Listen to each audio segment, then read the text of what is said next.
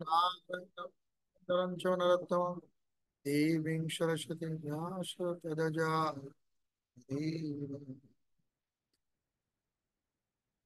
ओम तत्सत्। প্রত্যেকে আপন আপন গুরুদেবকে তার চরণ কমলে কল্পনা করে প্রার্থনা করবেন। নমো বিষ্ণু পাদ কৃষ্ণ পৃষ্ঠ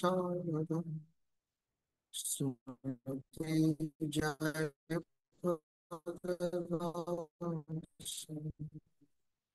নমো আচার্য পরমিতায় গৌরকথা দামোদর।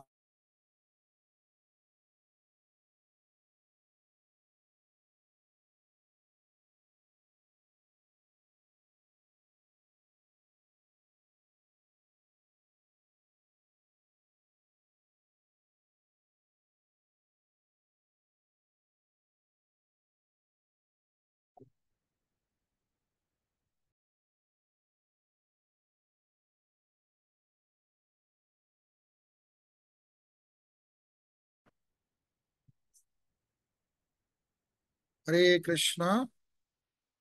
আসলে নেটওয়ার্কের প্রবলেম মনে হচ্ছে। ঈশ্বরী ভক্ত সজ্জন, গত ক্লাসে আমরা যে ক্লাস করেছি, আপনারা গত ক্লাসে তো মোটামুটি আপনারা দেখেছেন আশা করি।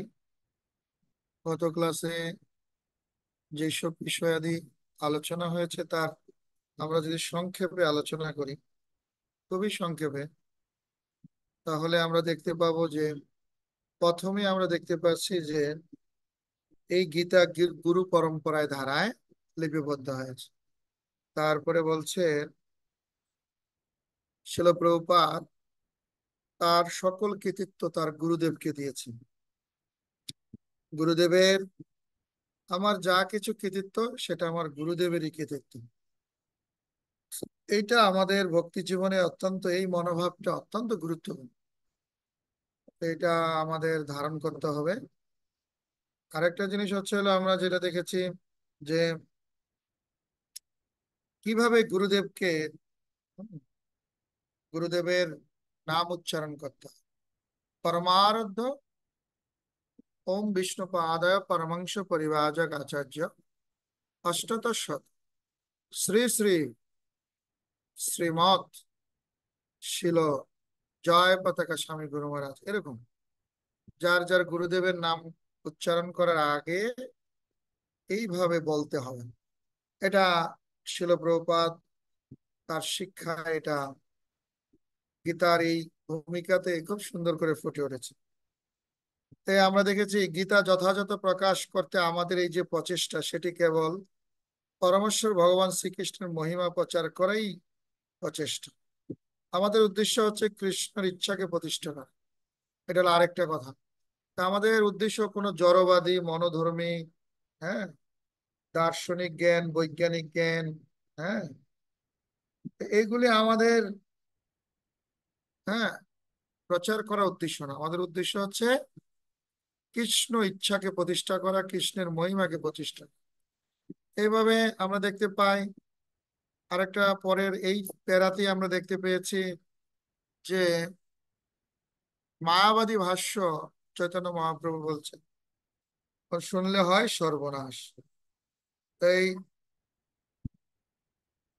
কৃষ্ণ হচ্ছেন পরমেশ্বর ভগবান, কিন্তু মায়াবাদীরা কৃষ্ণকে হত্যা করতে চায়।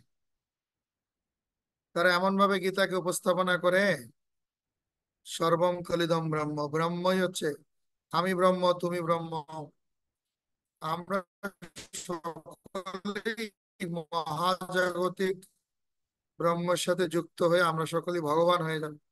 এখানে এই ব্রহ্ম শব্দের মধ্যে আসলে ব্রহ্ম হচ্ছে ভগবানের স্বতন্ত্র প্রকাশ, এবং সর্বত্র ভগবান, সর্বত্র সর্বত্রগামী, বা ভগবান সর্বশক্তিমান, বা ভগবান সর্বত্র বিরাজমান, এই কথাগুলা ব্রহ্ম দিয়ে ঠিক আছে, কিন্তু ভগবানের একটা ব্যক্তিত্ব আছে। গোলকে স্বয়ং কৃষ্ণ তার, হুম, স্বয়ং কৃষ্ণ গোলকে আর স্বমহিমায় অবস্থান করছেন। এবং কৃষ্ণ একজন পার্সন, তার একজন ব্যক্তিত্ব আছে, স্বাতন্ত্র্য আছে। তো যারা নিরাকারবাদী তারা ব্রহ্মে বিশ্বাসী, কিন্তু আসলে ভগবান আর জীব, এর মধ্যে কখনো জীব কখনো ভগবান হতে পারে না। এইটা আমাদের এই গীতাতে খণ্ডন করা হয়েছে, আপনারা দেখতে পাবেন দ্বিতীয় অধ্যায়। সেখানে জীবাত্মা পরমাত্মা, আত্মা দুই প্রকার, জীবাত্মা পরমাত্মা। এই পরমাত্মার যে স্বয়ং ভগবানের এই যে আত্মা দুই প্রকার, এগুলি আসলে মায়াবাদীরা স্বীকার করতে চায় না। এগুলি বেদের শ্লোক আছে, উপনিষদ, বিভিন্ন, হ্যাঁ, আমরা উপনিষদের শ্লোকগুলো আপনারা পাবেন। এই এইভাবে আমরা দেখতে পাই যে কিভাবে এই যে মায়াবাদকে খণ্ডন করা হয়েছে, এটা আমরা শিল প্রভুপাদ এই গীতাতে করেছি। এটা এই জন্য শিল প্রভুপাদের প্রণাম মন্ত্র এটা আছে, কি নির্বিশেষ শূন্যবাদী পশ্চাৎ দেশতারিণী। এই নির্বিশেষ শূন্যবাদী, আসলে যারা শূন্যবাদী ব্রহ্মবাদী নির্বিশেষ, যে মূলত আসলে ব্রহ্ম, ব্রহ্মের স্তর আমরা তেরো, মানে আপনারা 13 অধ্যায়ে গেলে দেখতে পাবেন ব্রহ্মের 5টি স্তর আছে। সেখানে খুব সুন্দর করে বলা আছে আসলে সত্যিকার অর্থে ব্রহ্ম শব্দের অর্থে মায়াবাদীরা, হ্যাঁ, যে ব্যাখ্যা দেয় এটা হচ্ছে আংশিক, আংশিক দর্শন বা আংশিক সত্য। কিন্তু ব্রহ্ম পরম ব্রহ্ম, এই পরম ব্রহ্মটা তারা বলতে চায়। তো এটা আমরা এই ব্রহ্ম উপলব্ধির 5টি স্তরে কিন্তু আছে। প্রথম উপলব্ধি হচ্ছে অন্নময় স্তর, তারপরে এটা হচ্ছে প্রাণময় স্তর, তারপরে হচ্ছে জ্ঞানময় স্তর, তারপরে হচ্ছে বিজ্ঞানময় স্তর, তারপর হচ্ছে আনন্দময় স্তর। তো এগুলি আসলে আলোচনা করা আসলে অনেক, আপনারা জানবেন এগুলি 13 অধ্যায় আছে। তো ব্রহ্মের 5টি স্তর আছে। তো সত্যিকার অর্থে আনন্দময় স্তর আর বিজ্ঞানময় স্তরে ব্রহ্মের প্রকৃত স্বরূপ প্রকাশিত হয়েছে। এই আনন্দময় স্তরটা হচ্ছে জীবাত্মার, জীবাত্মা যে পরমাত্মার শরণাগত, এটার কথা বলা হয়েছে। আর আনন্দময় স্তরটা হচ্ছে স্বয়ং পরমাত্মার কথা বলা হয়েছে, পরম ব্রহ্মের কথা হয়েছে বলা হয়েছে। পরম সচ্চিদ আনন্দময়, ভগবান হচ্ছে সচ্চিদ আনন্দময়। কিন্তু এই তারা এই ব্রহ্মের এই বিপরীত আলোচনা তারা কিন্তু আসলে করতে চায় না, করেও না। তো তাদের আলোচনাটা থাকে সাধারণত জ্ঞানময় ব্রহ্মতে। তো এই ব্রহ্মরা হচ্ছে জ্ঞানময়, এর জন্য তাকে জ্ঞানযোগ বলা হয়, বা জ্ঞানযোগের অনুসারীও বলা হয় তাদেরকে। তারা বিজ্ঞানময় ব্রহ্ম আর আনন্দময় ব্রহ্ম তারা জানতে চায় না। তো বিজ্ঞানময় ব্রহ্মটাই হচ্ছে কিন্তু জীবাত্মা, আর আনন্দময় ব্রহ্মটাই হচ্ছে পরমাত্মা। কিন্তু তারা জ্ঞানময় ব্রহ্মে তারা থাকে, এই 3টি স্তরে থাকে। তা আমি সংক্ষেপে যদি বলি যে অন্নময়, দেখবেন সাধারণ মানুষ, কিছু কিছু মানুষ যারা দেখবেন অতি সাধারণ, তারা শুধু ভাত খেয়েই তাদের, আলু ভর্তা ডাল ভাত খেয়েই তারা অনেক আনন্দ থাকে। তারা আর বেশি কিছু জানতে চায় না। তারা সর্বোচ্চ কি হতে পারে, একটা বিবাহ করবে, স্ত্রী সঙ্গ করবে, কঠোর পরিশ্রম করে, আর 2টা ডাল ভাত খেতে পারলেই তাদের জীবন সম্বন্ধে, তাদের ব্রহ্মটা হচ্ছে অন্ন, অন্ন খাওয়া, অন্ন খেয়ে জীবন ধারণ করা, 3 বেলা ঠিকভাবে খেতে পারা। এই তারা এই অন্নের মাধ্যমে, ক্ষুধার মাধ্যমে, ক্ষুধা নিবারণের মাধ্যমে, বা এটা হতে পারে, মৈথুন্য সুখ হতে পারে। এই যে আহার নিদ্রা ভয় মৈথুন্য, এটা 4টার পূরণ হওয়াটাই তাদের কাছে ধর্ম। ভালো করে নিদ্রা যাও, ভালো করে আহার করো, ভালো করে খাও, বিবাহ করো, সন্তান সন্ততি করো, 3 বেলা খেতে পারলেই তাদের আনন্দময় ব্রহ্ম পরিপূর্ণ, সরি, অন্নময় ব্রহ্ম। আর প্রাণময় ব্রহ্ম তারা একটু উন্নত। তারা কি বলে যে না, শুধু খেয়ে পরে বাঁচলে হবে না, নিরাপত্তার প্রয়োজন আছে। তারা কি করবে, একটা সুন্দর গাড়ি, ফ্ল্যাট, বডিগার্ড, নয়তো বাড়ির নিরাপত্তা, ভালো চাকরি, সুচিকিৎসা, তারা তারা অনেক কিছু করে। তাদের দৈহিক নিরাপত্তার জন্য তারা অনেক কিছু করে। এটা হচ্ছে প্রাণময় ব্রহ্ম। তারা এইভাবেই জীবনের নিরাপত্তা সঠিকভাবে পাওয়াটাকেই তারা মনে করে এইটাই ব্রহ্ম। আর জ্ঞানময় ব্রহ্মটা কি? যারা হচ্ছে দার্শনিক, কবি, ফিলোসোফার, বা বর্তমান বিশ্বে যে ইউনিভার্সিটিতে যেসব শিক্ষা দীক্ষা হচ্ছে, এই তারা ঈশ্বরকে চিন্তা করে, ম্যাক্সিমাম সময় নির্বিশেষ রূপে চিন্তা করে। তারা মনে করে আরে যারা আমাদের এই দেহ রূপে আসে তারা সকলেই হচ্ছে নশ্বর। তারা একটা ফিলোসফি দিয়ে সবকিছু বিচার করে। তারা ভাবতেই পারে না ভগবানের জন্মকর্ম দিব্য এবং যে ব্যক্তি তত্ত্ব ত্যক্তা দেহম পুনর্জন্ম নয়। এই যে ভগবানের জন্ম যে দিব্য, এটা তারা বুঝতেই পারে না। তারা এগুলিকে অনেকটা মনে করে এক ধরনের এইসব অলৌকিকতা, বা এটা হতে পারে না। হ্যাঁ, কিছু মানুষ মহাপুরুষ হতে পারে, বিগ ফিলোসফার হতে পারে, কিন্তু ভগবান নির্বিশেষ। নাইলে আমরা মরে গেলে কেন কিছুই দেখতে পাই না? তাই তারা মরে যাওয়ার পরে কোনো কিছু অস্তিত্ব দেখতে না পারা, খুঁজে কিছু না পাওয়া, তাই সহজ সমাধান হচ্ছে আসলে সবকিছু নিরাকার। তাই কেউ এটা শূন্য রূপে দেখে, কেউ এটাকে ব্রহ্মরূপে দেখে, কেউ এটাকে বলে নির্বিশেষ রূপে দেখে। তা আসলে এগুলি হচ্ছে অপূর্ণ জ্ঞান। তার উপরে দুটি জ্ঞান আছে, বা দুটি ব্রহ্ম আছে, বিজ্ঞানময় ব্রহ্ম এই, আর আনন্দময় ব্রহ্ম। আনন্দময় হচ্ছে স্বয়ং ভগবান। ভগবান হচ্ছে সকল আনন্দের উৎস। সব কিছুর আনন্দের উৎস, সব আনন্দ না শুধু, সকল কিছু সুখ দুঃখ আনন্দ যা কিছু, এই যে যত বেদনা বলুন, 12টি রসের আধার, অখিল রসামৃত সিন্ধু, 12টি রসের আধার হচ্ছেন ভগবান। এইটা হচ্ছে আনন্দময় ব্রহ্ম বলা হয় ভগবানকে। তাই এটা এই স্তরে যেতে গেলে চেতনার 5টি স্তর আছে। প্রথম স্তরটা আচ্ছাদিত চেতনা, দ্বিতীয়টা হচ্ছে সংকুচিত, তৃতীয়টা হচ্ছে মুকুলিত। এই বিকশিত চেতনার পূর্ণ বিকশিত চেতনা, এই স্তরে গিয়ে অ্যাকচুয়ালি বিজ্ঞানময় ব্রহ্ম আর আনন্দময় ব্রহ্ম বুঝতে পারা যায়। এটা আসলে বুঝতে গেলে আপনাকে সাত্বিক আহার করতে হবে, 4টি নিয়ম পালন করতে হবে, নাইলে এই কনসেপ্ট থেকে। তো এখানে আমরা এগুলি দেখতে পাবো যে আসলে এই যে মায়াবাদী দর্শন, এটা ছিল প্রভুপাদ। আমরা কালকে যেটা আলোচনা করেছি, চৈতন্য মহাপ্রভু বলছে মায়াবাদী ভাষ্য শুনলে হয় সর্বনাশ। যে আমাদের অনেক ভক্তরাও, অনেক স্টেবল ভক্তরাও কিন্তু বিপদগামী হয়। দেখবেন অনেক সহজিয়া দ্বারাও বিপদগামী হয়। হ্যাঁ, যেমন আপনার ইয়াতে গিয়ে আমরা দেখতে পাই, আহ রাধাকুণ্ডে গিয়েও আমাদের অনেক ভক্ত বিপদগামী হয়। তাদেরকে এবার বলো আরে শিল প্রভুপাদ তো আংশিক দিয়েছে।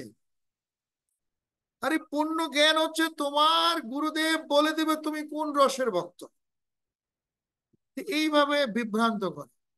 আসলে আপনারা ভাগবত পড়ুন, ভাগবতে কপিল শিক্ষামৃত দেখতে পাবেন। হ্যাঁ, এছাড়াও নারদ মুনির ব্যাসদেবকে যে উপদেশ দিয়েছেন সেখানেও দেখতে পাবেন। তো বহু জায়গায় আমরা দেখতে পারি যে বিধি ভক্তি প্রথম, এবং ভক্তির সমিত সিন্ধু গ্রন্থ আপনারা পাবেন। এই যে বিধি ভক্তির পরই হচ্ছে হচ্ছে আসে রাগানুগা ভক্তি।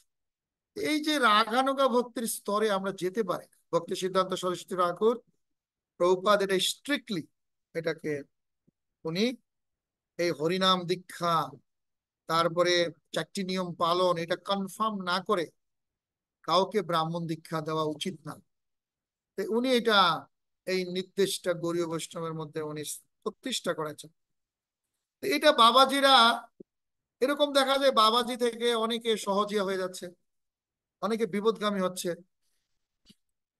হ্যাঁ, ওরা গুরুদেবকে চিনে না, কৃষ্ণ কৃষ্ণ করে। আবার আরেক দল আছে গুরুদেব গুরুদেব, কৃষ্ণ নাই। তা আমাদের মধ্যে এটা চলে না। আমাদের হচ্ছে একদম সমানভাবে, সমমাত্রিক ভাবে গুরুদেব এবং ভগবান। গুরুদেব হচ্ছে সেবক ভগবান, আর ভগবান হচ্ছেন সেব্য ভগবান। গুরুদেবকে বলা হয় বিলাস বিগ্রহ, আর ভগবান হচ্ছে অর্চা বিগ্রহ। তো এইগুলি বুঝতে হবে। যস্য দেবে পরাভক্তি, যথা দেবে তথা গুরু, তস্য হি প্রকাশন্ত হি অর্থ, তস্য তস্য হি প্রকাশন্ত হি অর্থ মাহাত্ম। এরকম একটা শ্লোকারে পরে লেখা। তাহলে হৃদয়ে তোমার সবকিছু প্রকাশিত হবে। এটা এই যে গুরুদেব আর এই যে কৃষ্ণের সাথে কিন্তু প্রভুর যে প্রিয় অবতোষ, মানে ভগবানের অত্যন্ত প্রিয় ব্যক্তি হচ্ছেন হলো গুরুদেব। এটা গুরুদেব আর ভগবান কৃষ্ণচন্দ্র এই দুটা সমানভাবে থাকে। রাধা কৃষ্ণের মধ্যে দেখবেন রাধা ঠাকুর এনেছেন আমাদের গুরুদেব। আপনি নিত্যানন্দ গৌর নিতাই কিছু দেখেন, নিতাই হচ্ছেন আদি গুরুদেব।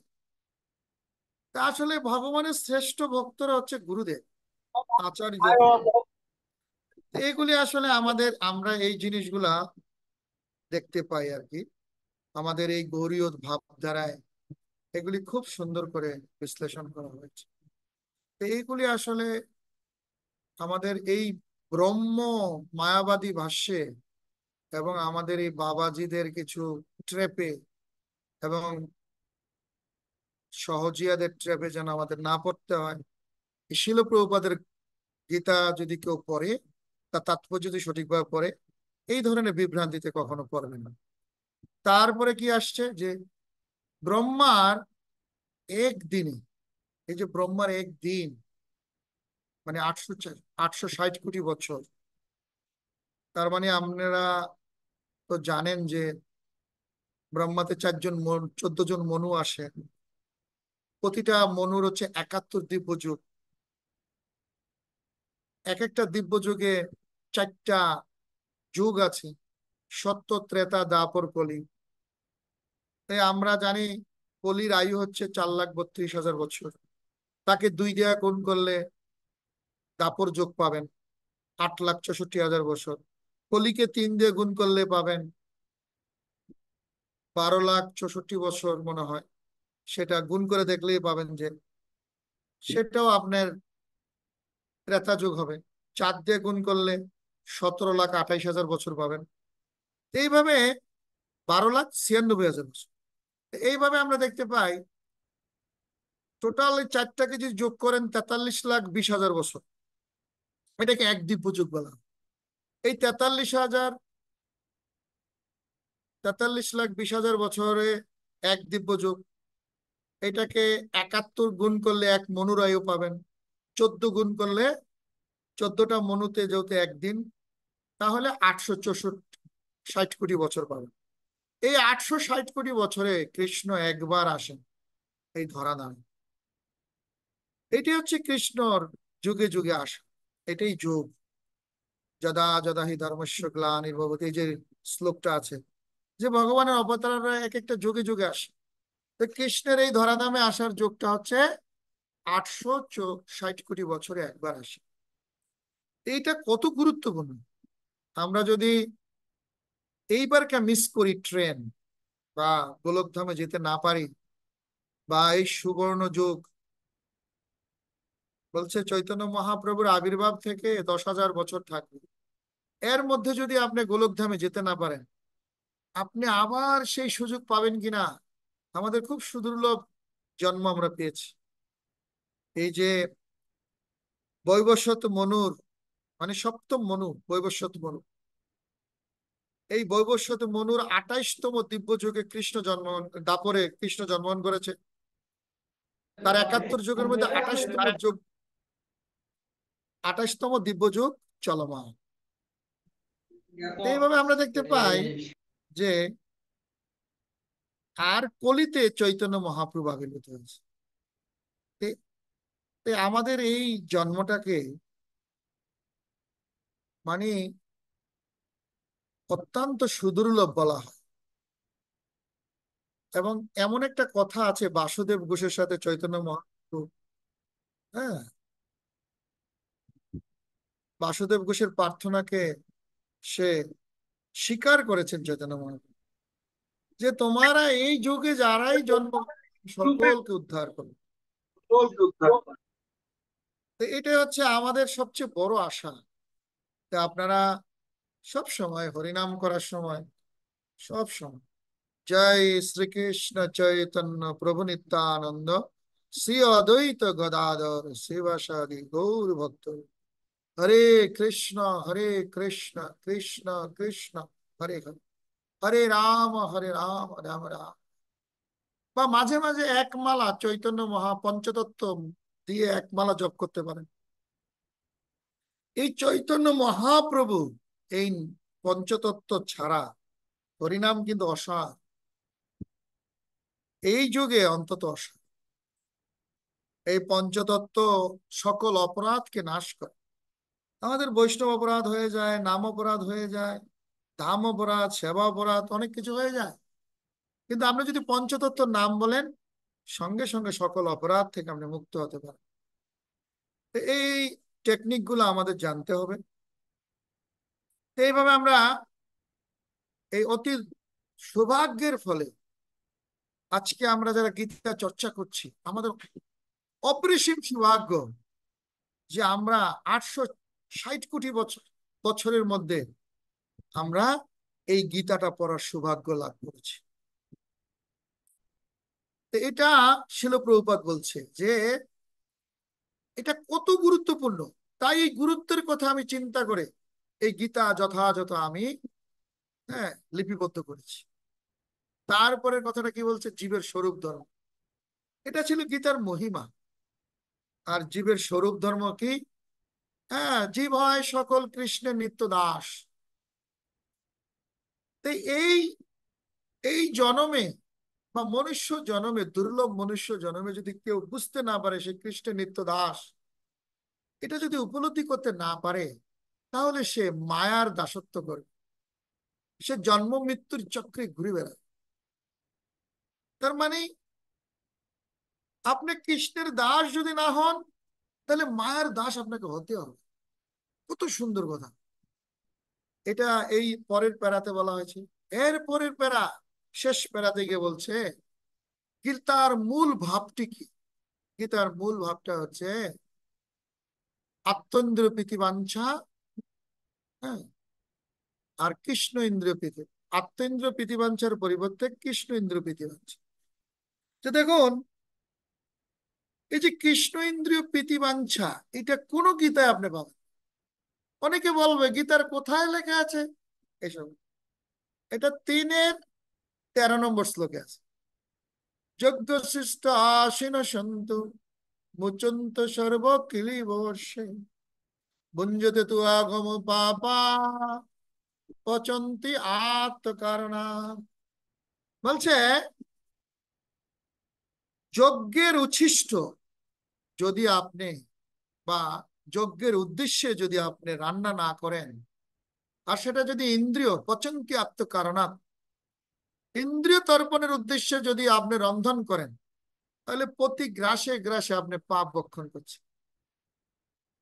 এই 3-13 নম্বর শ্লোকে এত সুন্দর করে দেওয়া আছে। আপনি যদি প্রতিটা গীতার ভাষ্য দেখেন বা 4500 গীতা লেখা আছে, প্রত্যেকে এটা লিখছে ভুঞ্জতে তু অঘম পাপ, তুমি ভোগ করবে, পাপ ভক্ষণ করবে।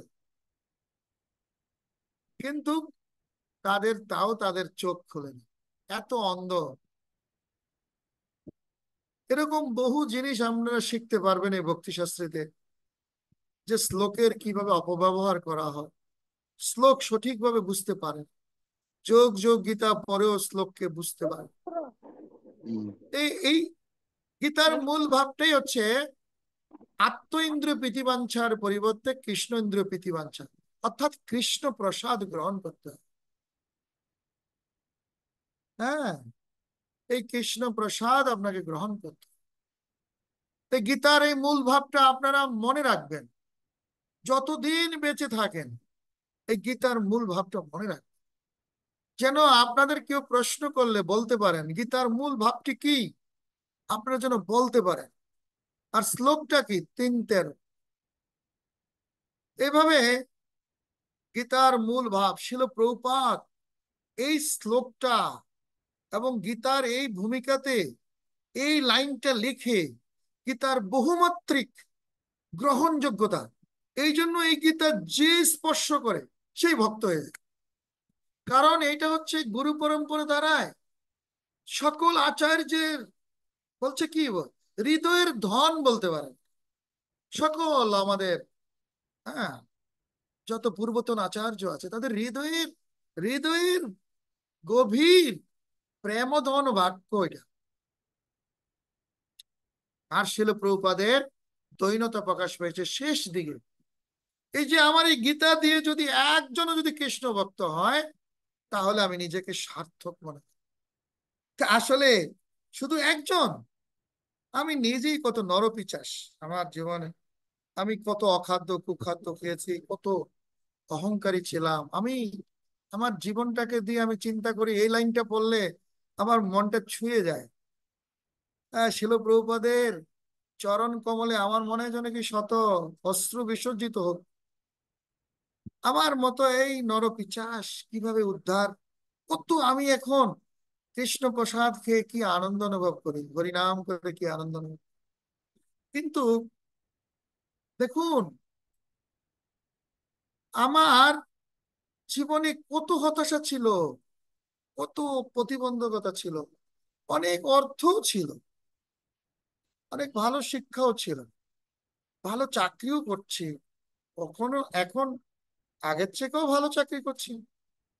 কিন্তু কোনোদিনই অর্থের সমস্যা ছিল না, বা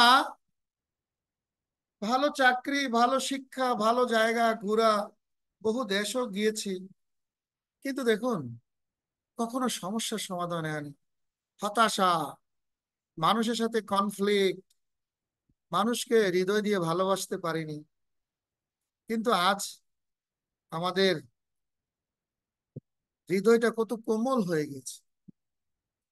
এই ভক্তি জীবনে আসার পরে হৃদয় কত কোমল হয়ে গেছে। এটা সবই হচ্ছে আমাদের এই শিল প্রভুপাদের এই অনবদ্য এই গীতার এই পরিবেশন, যারা স্পর্শ পেয়েছে তাদের জীবন ধন্য থেকে ধন্য হতে। এরকম অনেক সুন্দর সুন্দর বিষয় আছে, তবে এটা যেটা এলো আমাদের গত ক্লাসের আলোচনা ছিল। এইটা আপনারা যে কোনো তিনটা লিখবেন, আপনাদের এটি দাগানো দেওয়া হয়েছে। এই তিনটা লিখে আপনারা বর্তমান ইসকন সোসাইটিতে এটা এই তিনটা স্টেটমেন্ট কতটা গুরুত্ব সহকারে শিল প্রভুপাদের নিয়েছে। শিল প্রভুপাদের জীবনী আপনারা নেটে পাবেন, নেটে সার্চ দিলেই পেয়ে যাবেন শিল প্রভুপাদের জীবনী। সেখান থেকে কিছু কিছু জিনিস তুলে ধরতে পারেন শিল প্রভুপাদ সারা পৃথিবীতে সে কি করেছে, সেগুলি আপনারা তুলে ধরতে পারেন। তারপরে আপনারা আরেকটা কাজ করতে পারেন, যে এটা আমাদের বিভিন্ন ইসকন টেম্পল গুলাতে এটা কতটা গুরুত্ব সহকারে গ্রহণ করছে, আর আপনার ব্যক্তিগত জীবনে এটা আপনি কতটা গ্রহণ করছেন, এবং আমাদের আর কি করণীয়। আচ্ছা, শিল প্রভুপাদের মনোভাবটা ছিল, লক্ষ্যটা ছিল প্রতিটা জীব যেন ভগবত ধামে ফিরে যায়। শিল প্রভুপাদের উদ্দেশ্য ছিল প্রতিটা গৃহ যেন মন্দির হয়। শিল প্রভুপাদের লক্ষ্য ছিল প্রতিটা গ্রামে যেন অন্তত একজন কৃষ্ণ ভক্ত হয়। এই যে এই যে শিল প্রভুপাদের এই মনোভাব, শিল প্রভুপাদ তো 108টা মন্দির করেছে। এখন দেখুন 600-র উপরে, 650 না, মানে শিল প্রভুপাদ যেই লেভেলের মন্দিরগুলা করেছেন, জুহু বা মায়াপুর, এই মন্দিরগুলা এই লেভেলে মন্দির শিল প্রভুপাদ করে গেছিল 108টা। আর বর্তমানে 600, 650-র মতো। বাংলাদেশে দুটি মন্দিরকে ধরা হয়, স্বামীবাগ আর প্রবর্তক মন্দিরকে ধরা হয় এই 600, 650-র মধ্যে। এইরকম সারা পৃথিবীতে দেখুন, তা আমাদের বৃহৎ এই উদ্দেশ্য মনোভাবের মেইন একটা গোল হচ্ছে আমাদের এই দায়িত্ব নিতে হবে। আমাদের দায়িত্ব নিতে হবে, প্রত্যেকের দায়িত্ব। আমাদের এই শিল প্রভুপাদের এই অমীয় বাণী প্রচার করা আমাদের সকলের দায়িত্ব। আমাদের উচিত যতক্ষণ সময় পাই, যারে দেখা হয় তাকেই ডেকে ডেকে বলা উচিত যে তুমি এই গীতাটা ভালো করে পড়ো। এইভাবে আমরা এগুলি আন্তরিকতার সহিত আমরা অ্যাটলিস্ট, যাদের লেখা যদি একটু ছোট হয়, বা এটা সাধারণত চার পাঁচ পাঁচ পাঁচ পৃষ্ঠা লিখলে ভালো। কেউ যদি বেশি লিখেন তা তো সমস্যা নাই, ভালো। তবে 5 পৃষ্ঠা লিখলেই মোটামুটি সবাই খুশি হবে, ভালো মার্কসও আপনারা পাবেন। তো এই বিষয়ে যদি কারো কোনো প্রশ্ন থাকে আপনারা করতে পারেন। আর এটা হলো ভূমিকা। তারপরে আমরা একটু মুখবন্ধ সম্বন্ধে আগাবো। আরো কিছু গীতার আহ গুরুত্বপূর্ণ কিছু বিষয় আদি আছে, সেগুলো আমরা আলোচনা করব। এই বিষয়ে যদি আপনাদের কোনো আর কোনো, এই প্রশ্ন উত্তরটা কিভাবে লিখবেন, কিভাবে আপনারা এটা উপস্থাপনা করবেন, উত্তম ভক্ত কৃপা দাস প্রভু, বলুন প্রভু। এটা নিজের মনের মানে নিজের থেকে লিখবো নাকি, বা এই আহ, ভূমিকা থেকে কিছু অংশ কেটে বা করে লিখবো? না, ভূমিকাতে তো নাই। ভূমিকাতে তো আমি যেই জিনিসগুলো আছে এগুলো তো আপনাকে বলেই দিলাম। ওখানে তো আট- 8টার মতো জিনিস আছে। আপনি ভূমিকাতে তো এখানে এক্সপ্লেনেশন নাই। ভূমিকাতে আপনি খালি 3টা, আপনার শিলপ্রভুপাদের উদ্দেশ্য, মনোভাব, 3টা বিষয় তুলে ধরবেন। আপনি 8টার মধ্যে যে কোনো 3টাকে সিলেক্ট করেন, যেটা সম্বন্ধে আপনি ভালো জানেন বা ভালো লিখতে পারবেন। এই 8টার মধ্যে যে কোনো 3টাকে তালিকা করুন। আর এগুলি আপনাকে শিলপ্রভুপাদের জীবনী থেকে নিতে পারেন। নেটের মধ্যে শিলপ্রভুপাদ তার জীবনী কি কি করেছে, হোয়াটসঅ্যাপে অনেক দেখবেন আছে, অনেক সুন্দর ওই সুন্দর। ওই মনোভাব আর উদ্দেশ্য, এই এই দুইটা থেকে এই দুইটা তিনটা বানাবো। মনোভাব ও উদ্দেশ্য দুটো কি বুঝতে পেরেছেন আপনি? আমাকে একটু বলুন তো আগে। ও আপনি একটা বলছিলেন, ওই আমি এখন কক্সবাজার যেতে চাচ্ছি, এই বিষয় এইগুলা, এই বিষয়টার মাধ্যমে করতেছি না। মানে এটা বুঝতে পারছেন না? না প্রভু, প্রশ্নটা বুঝি নেই আপনার। মানে আপনি বলছিলেন যে প্রভু, এই আমি কক্সবাজার যেতে চাচ্ছি, কিন্তু আমার ওই চট্টগ্রাম গিয়ে আবার ফেরত আসতে হলো, বা ওখানে কোনো একটা ঝামেলা হলো, এরকম এরকম বিষয় না? হ্যাঁ, এটা হয় না আমাদের, ধরুন আমরা সব মিশন মানে কি তখন সাকসেসফুল? ওখানে উদ্দেশ্য এবং মনোভাব এগুলো নিয়ে। আপনি কি করলেন, কক্সবাজার না গিয়ে পতেঙ্গা দেখে আসলেন, হয় হ্যাঁ, না? হ্যাঁ, হ্যাঁ। এইটা তাই বলে তো পতেঙ্গাও তো সমুদ্রেরই অংশ, তাই না? হুম, ওই হুম। এখন আপনি কি করলেন, চট্টগ্রামে কক্সবাজার যেতে পারলেন না কোন একটা কারণে এখন আপনি। ওটা কি করে সাজাই লিখবো? ওইটা সাজায় লিখবেন, এটা খুব সহজ, বললাম না।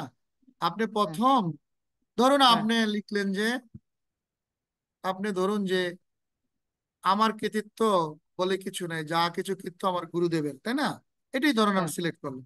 তো এইটা হুম, আপনি সাজায় লিখবেন যে শিলপ্রভুপাদ, এটা দিয়ে যদি আপনি লিখেন, এইটার হ্যাঁ, সম্বন্ধে আপনি এক্সপ্লেনেশনটা কিভাবে দিতে পারেন। যেমন আপনি শিলপ্রভুপাদ দেখেন, 70 বছর বয়সে তার গুরুদেবের আদেশ সে পালন করার জন্য সে কত, তার জীবনের কত গুরুত্বপূর্ণ, তার যে কত ত্যাগ স্বীকার করেছেন, এটা আপনি তুলে ধরতে পারেন।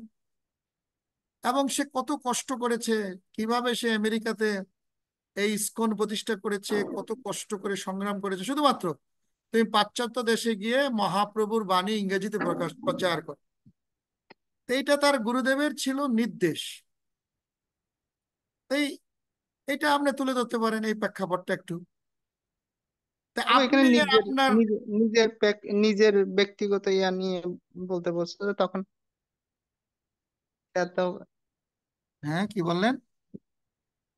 মানে ব্যক্তিগত জীবন নিয়ে আলোচনা করার জন্য ওইটার প্রেক্ষিতে এরকম কি করতে হবে নাকি আপনি যেরকম বলছেন হ্যাঁ ওরকমই? হ্যাঁ, অ্যাকচুয়ালি আপনি দেখাবেন যে এইটার রেফারেন্সে দেখাবেন হুম, শিলপ্রভুপাদ কত ত্যাগ স্বীকার করেছে গুরুদেবের আদেশ পালন করতে গিয়ে। হুম, এটা হুম। আপনি তুলে ধরবেন। সারা পৃথিবীতে 108টা মন্দির তৈরি করেছে এই হুম। গীতা তবে যথাযথ রচনা করার এটা জন্য। তাহলে প্রবাদের জীবনী থেকে নিতে হবে আর কি। হ্যাঁ হ্যাঁ, আপনি আর যেইটা নিবেন এখানে তিনটা বলছে ওইটার প্রভু। ওইটার ওইটার ওইটা ওই অংশটার হুম। দিয়েই তো আপনার তার জীবনী থেকে কিছু অংশ তুলে ধরেন। হ্যাঁ, হ্যাঁ, তিনটা বলছো যে প্রভু, ওখানে তিনটা আরেকটা হলো, দৃষ্টি। আমাদের এই যে ইসকন টেম্পলে এই হুম। ধরনের শিক্ষা কি দিচ্ছে? এই যে ধরুন, তাহলে কি হ্যাঁ, আপনাকে কি করছে ইসকন টেম্পলে, এটা যদি আমি লিখি তাহলে আমাদের কি করছে, কিভাবে গুরুর প্রতি শরণাগত হতে হয় এই শিক্ষা আমাদের দিচ্ছে না? সদাচার হ্যাঁ, শিক্ষাগুলো কি আমাদের টেম্পলে দিচ্ছে না? অবশ্যই দিচ্ছে। এগুলি লিখবেন। আপনি কি ধরনের শিক্ষা টেম্পল থেকে পেয়েছেন? গুরুকে হুম, কতটা হুম, সম্মান করতে হয়, গুরুর আদেশ পালন কিভাবে করতে হয়। এই গুরুর আদেশ পালন হচ্ছে 4টা নিয়ম পালন করা, 16 মালা জপ করা। এগুলি হুম, হুম, আমাদের জীবন যদি, আমরা যদি, হ্যাঁ, আমাদের যদি জীবন বিপন্ন হয়ে যায় তাও যেন আমাদের 4টে নিয়ম এবং গুরুদেবের আদেশ আমরা যেন কখনো লঙ্ঘন না করি। এগুলি আমাদের টেম্পল থেকে শিক্ষা দিচ্ছে। হুম, আর হুম। আর পরে লিখবেন, আমি আমার ব্যক্তিগত জীবনে, হ্যাঁ, যত সংগ্রামই হোক আমি এগুলি চেষ্টা করে যাচ্ছি। এইভাবে লিখবেন, ভেরি সিম্পল। আপনি যা জানেন যা বুঝেন তাই লিখবেন। আজ্ঞে প্রভু। হ্যাঁ প্রভু হরে বলুন। কৃষ্ণ। বলুন। হ্যাঁ বলুন। KBGD বলুন প্রভু। প্রভু হরে কৃষ্ণ। প্রভু প্রভু আপনার এখানে ডিভাইস দুইটা আছে, আপনি অন্যান্য ডিভাইস গুলো বন্ধ করে দেন।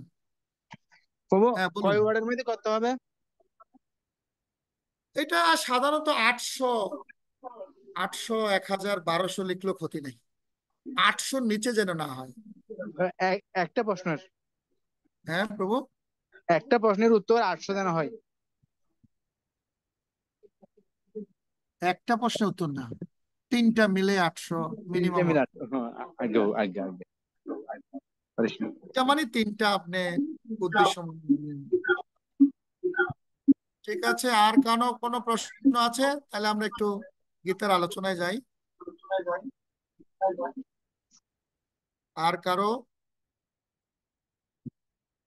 হ্যাঁ প্রভু বলুন, আবার বলুন।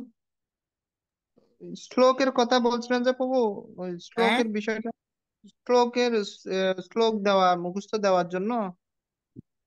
না এইটা আমি বলি না, এটা আপনি শ্লোকটা দিবেন। এটা হলো আপনার, আপনাকে একটা নির্দিষ্ট নাম্বার দিবে, ওই নাম্বারে হুম, আপনি ভিডিও করে ওইটা হ্যাঁ। পাঠাবেন। ওইটা আপনাদেরকে সর্বজ্ঞ প্রভু পরবর্তীতে আপনাদেরকে বলবে, বা পরবর্তী ক্লাসে আপনার ইনস্ট্রাকশন গুলো পেয়ে যাবেন। আর প্রভু শ্লোকের অ্যাসাইনমেন্টের। ইয়ে করা আছে, আইডি করা আছে প্রভু। হ্যাঁ শ্লোকের একটা অ্যাপস করা, আইডি করা আছে, একটা আইডি করা আছে, ওইখানে জমা দিলেই হবে আর কি, ভিডিও করে বুঝতে পারছি। দেওয়া আছে প্রভু। ঠিক আছে, শ্লোকের একটা অ্যাপস আছে ওইখানে। অ্যাসাইনমেন্টটা কোন জায়গায়, মানে কোন আইডিতে পাঠাবো? স্যার মানে ইমেলে পাঠাইলে ভালো হয়, ইমেলে কি পাঠাইতে পারবেন? হ্যাঁ, পাঠানো যাবে, কিন্তু ইমেল নাম্বার দেন নাই। আচ্ছা, ইমেল নাম্বারটা দিয়ে দিচ্ছি। আচ্ছা, ইমেল নাম্বারটা আমি দিয়ে দেবো। আচ্ছা। হরে কৃষ্ণ। আর কেউ আছে? আর কারো? আচ্ছা, আশা করি আপনাদের আর কোনো প্রশ্ন নেই। তো এখন আমরা, কে নারায়ণ প্রাণদাস মনে হয় নাকি? হ্যাঁ বলুন প্রভু। আচ্ছা। ওহো, আবার চলে গেছে, আবার ধরুন, আনমিউট করুন, হ্যাঁ বলুন। আরেকটা প্রণাম প্রভু। আর প্রভু আমি একটা জিনিস মানে আমি যেটা বুঝছি প্রভু আপনার কথাই, মানে সেটা আপনাকে জাস্ট জানাচ্ছি, সেটা হচ্ছে কিনা প্রভু। আমরা যে শ্রীমদ্ ভগবদ গীতার যে প্রভুপাদের ভূমিকা থেকে যে দৃষ্টিভঙ্গি গুলো আছে, ওখান থেকে আমরা তিনটা দৃষ্টিভঙ্গি আমাদের নিজের ভাষায় লিখবো যতটুকু নিজের আমাদের ভাষায় না, সম্ভব। না, না, না। ওইটা ওইখানে আগে গীতাতে যা আছে তাই লিখবে। তাই লিখতে হবে না প্রভু? হ্যাঁ হ্যাঁ, ওটা আমি তো তো ওগুলি ওখানে দাগাই দিছি যে লিখলাম ওইভাবে, ওগুলি তিনটা আগে। লিখবেন। যে এমন তিনটা আপনি লিখবেন যে তিনটা সম্বন্ধে আপনি ভালো লিখতে পারেন। আগে প্রভু, এখন প্রভু এই ওটা লেখার পরে, এরপরে ওই তিনোটা লেখার পরেই তো আমরা প্রভুপাদের জীবনীটা কিছু টানবো।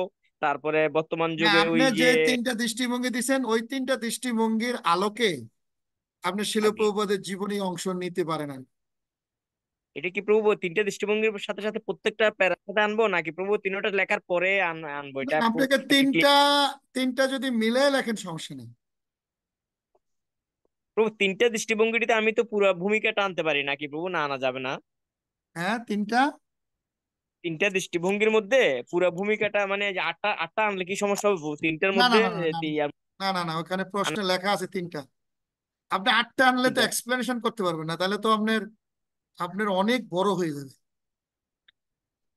আচ্ছা। এটা হুম। মনে হয় ভূমিকা 2 পেজের, কিন্তু এটা অনেক বড় হয়ে যাবে। আচ্ছা প্রভু তিনটা দৃষ্টিভঙ্গি লেখার পরে তারপর প্রভু প্রভুদের কিছু জীবনী টানলাম, তারপর ওই প্রভুদের ওইটা জীবনী টানার পরে সাথে সাথে কিছুটা বর্তমান ইসকন কি কি ভূমিকা পালন করতেছেন বা আমাদের জীবনে আমরা কি কি করণীয় এই বিষয়গুলো টানতে হবে। ইয়েস ইয়েস, প্রথমে এটা প্রভু ধাপে ধাপে। প্রথমে প্রভু তিনটা মনোভাব ও দৃষ্টিভঙ্গি লিখে ফেলবো। হ্যাঁ লিখার হ্যাঁ হ্যাঁ। পরে পরবর্তীতে প্রভুদের জীবনী, আমাদের ব্যক্তিগত জীবন, তার আপনি যদি বর্তমান মনে ইসকন করেন যে প্রথম দৃষ্টিভঙ্গির ব্যাখ্যা, দ্বিতীয় আগে। দৃষ্টিভঙ্গির ব্যাখ্যা, তৃতীয় দৃষ্টিভঙ্গির ব্যাখ্যা, তাও হবে, তা আরো সুন্দর হবে। আবার আচ্ছা যদি আচ্ছা মনে করেন না আমি সবগুলো একসাথে লিখবো, তাও হবে। আচ্ছা আচ্ছা প্রভু, এটাই প্রভু, আমি এটা ক্লিয়ার হয়েছিলাম। হরে কৃষ্ণ প্রভু, প্রণাম প্রভু, ঠিক আছে ধন্যবাদ প্রভু। প্রণাম। এটা যে Yes. যেভাবে প্রেজেন্ট করে এটা তার উপরে নির্ভর করছে। ঠিক আছে প্রভু। তারপর হচ্ছে সুকন্যা রানী দাস। হ্যাঁ মাতাজি বলুন। হ্যাঁ হ্যাঁ, সুকন্যা, শোনা যাচ্ছে না মাতাজি? সুকন্যা রানী দাস, আপনি মনে হয় মাইক্রোফোনটা খুলে ফেলা। মাতাজি শোনা যাচ্ছে না?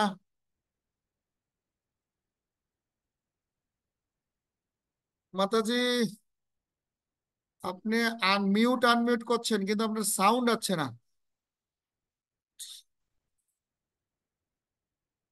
ঠিক আছে, আসলে মাতাজির সাউন্ড আমরা পাচ্ছি না। তো এখন এই এরপরে আছে মুখবন্ধ, সেখানে কিছু বিষয় আদি আছে, এই যে এই জিনিসটা আমাদের জানা লাগবে।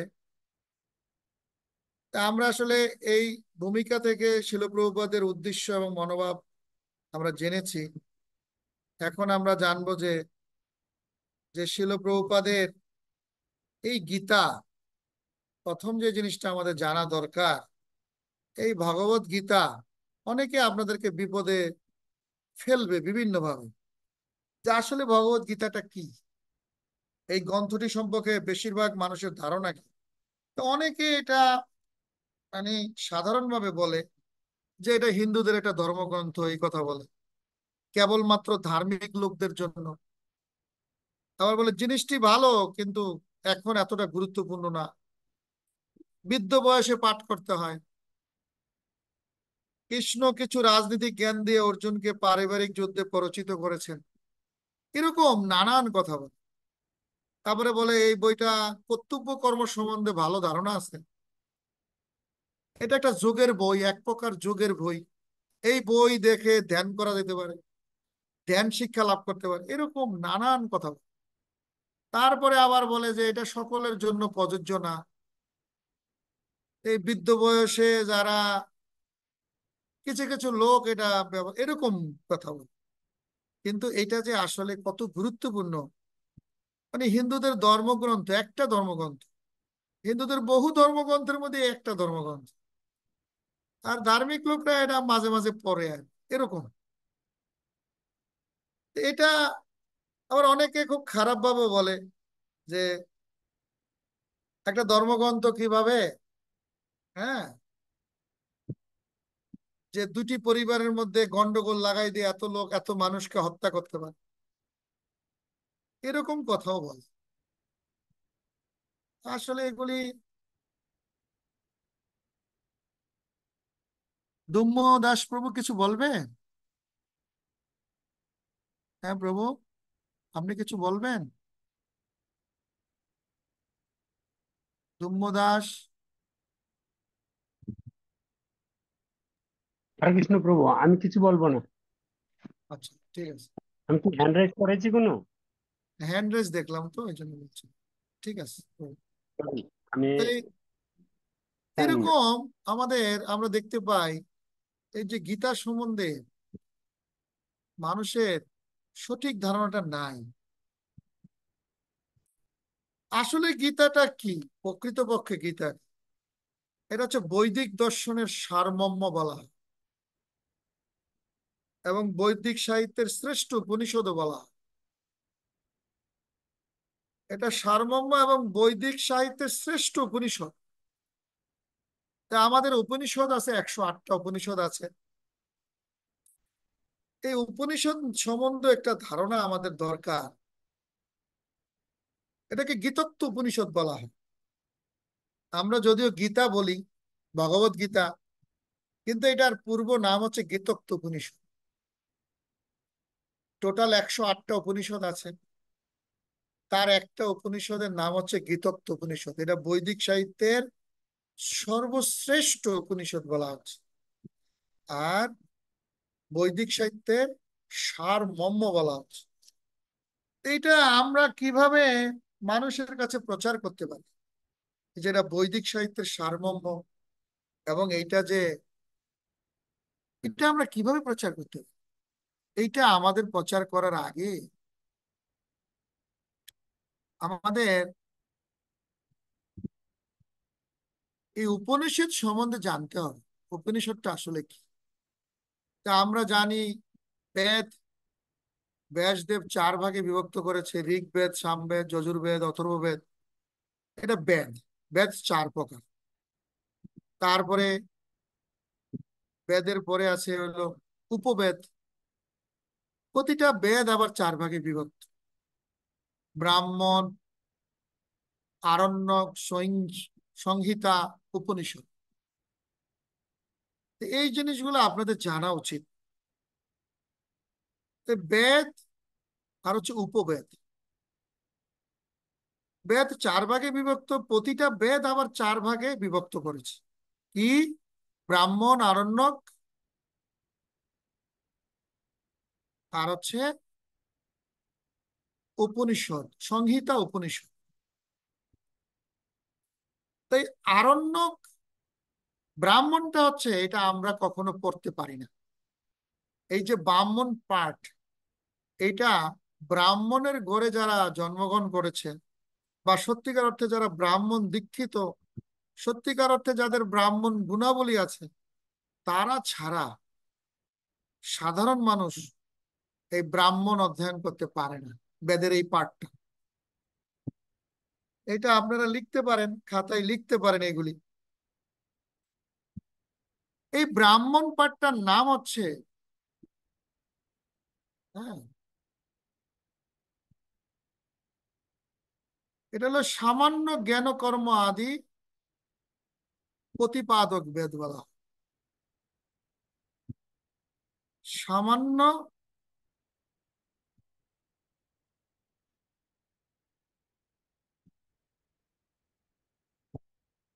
একটু ভুল হচ্ছে,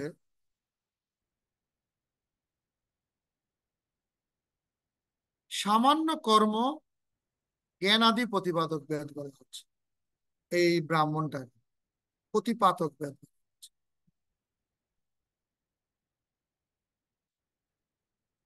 আরেকটা আছে তত্ত্ব প্রতিপাদক বেদ। আরণ্যকটা আমরা পড়ি না, পড়া এটা আসলে যারা জ্যোতিষশাস্ত্র পড়ে, যারা লজিক পড়ে, তারা আরণ্যকটা পড়ে। যারা মনে করেন এই গ্রহ নক্ষত্র বিচার করে, তারা আরণ্যকটা পড়ে। আরেকটা হলো সংহিতা। সংহিতাটা হচ্ছে আসলে কতগুলা ছন্দের সমষ্টিকে বলা হয়। যেমন আমাদের যে গীতার শ্লোক, এটাকে অনুষ্টক ছন্দ বলা হয়। এই যে দেখবেন এখানে 8টা 8টা করে শব্দ আছে, অক্ষর আছে। অনুষ্টক 8টা, মানে 4 ভাগে 32টা অক্ষর আছে সাধারণত, আর কি 2-1টা কম বেশি হতে পারে। তো এটা উচ্চারণটা 8টা 8টা করে করা হয়, এটা অনুষ্টক ছন্দ বলা হয়। এই কতগুলো ছন্দের সমষ্টিকে বলা হয় কি, হ্যাঁ, বলা হয় মন্ত্র। আর এই মন্ত্রের সমষ্টিকে বলা হয় সংহিতা। আসলে এই বেদের মধ্যে একটা পার্ট আছে সংহিতা, শুধু মন্ত্র আর মন্ত্র, যেটা আমরা আমরা দেখবেন এই যে যজ্ঞ অনুষ্ঠানের সময় দেখবেন, হ্যাঁ, পুরুষ সূক্ত মন্ত্র আপনারা দেখবেন, এগুলো কিন্তু বেদের মন্ত্র। পুরুষ সূক্ত মন্ত্র দেখবেন যে বিভিন্ন আমাদের ব্রাহ্মণ দীক্ষিত ভক্তরা যে যজ্ঞ অনুষ্ঠান করে, তারা যে পুরুষ সূক্ত মন্ত্রগুলা বলে, এগুলি সবই হচ্ছে আপনার সংহিতা। আর তত্ত্ব প্রতিপাদক বেদ, প্রথমটা ছিল সামান্য কর্ম জ্ঞানাদি। কর্ম সামান্য, কিন্তু এটার মধ্যে জ্ঞান অনেক কিছু আছে। প্রতিপাদক বেদ ওইটা সাধারণত আমরা এটা স্পর্শ করতে পারি না, এটা নিষেধ। এই ব্রাহ্মণ পাঠটা সাধারণত যারা বংশ পরক্রমায়, যারা ব্রাহ্মণের ঘরে জন্মগ্রহণ করে তারা, আর আমাদের মধ্যে যারা ব্রাহ্মণ দীক্ষিত হয় তারাই এটাকে ব্যবহার করতে পারে। আরণ্যকটা সাধারণত জ্যোতিষশাস্ত্রে তারা ব্যবহার করে। আর সংহিতাটা হচ্ছে শুধুমাত্র এটা এক ধরনের যজ্ঞ অনুষ্ঠানে ব্যবহার হয়। এটা হলো স্মার্ত ব্রাহ্মণরা ব্যবহার করেন। এই স্মার্ত ব্রাহ্মণ এবং অন্যান্য ব্রাহ্মণরাও এটা ব্যবহার করে থাকে সংহিতাটা। এটা সাধারণত যজ্ঞের ক্ষেত্রে লাগে। এটা ভগবানকে, ভগবানের স্তব, স্তবও বলা হয়। আমরা বলছি না বন্ধনা, যেটাকে বলে স্তব, দাস্য সখ্য আত্মনিবেদন, এটা আছে না এরকম, হ্যাঁ, অর্চনং বন্দনম দাস্য সখ্য আত্মনিবেদন। তারপরে নববিধা ভক্তির যে বন্ধন, এটাকে বন্ধনা করার ক্ষেত্রে। তারপরে আমরা ভাগবতমে দেখি রুদ্র স্তব, হ্যাঁ, ব্রহ্মার স্তব, কুন্তী দেবীর স্তব, ভীষ্মদেবের স্তব, এগুলি হচ্ছে হলো আমাদের সংহিতা।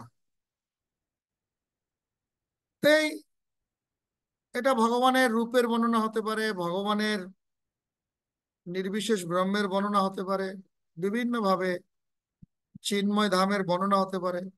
এই সাধারণত সংহিতাগুলো এরকম হয়।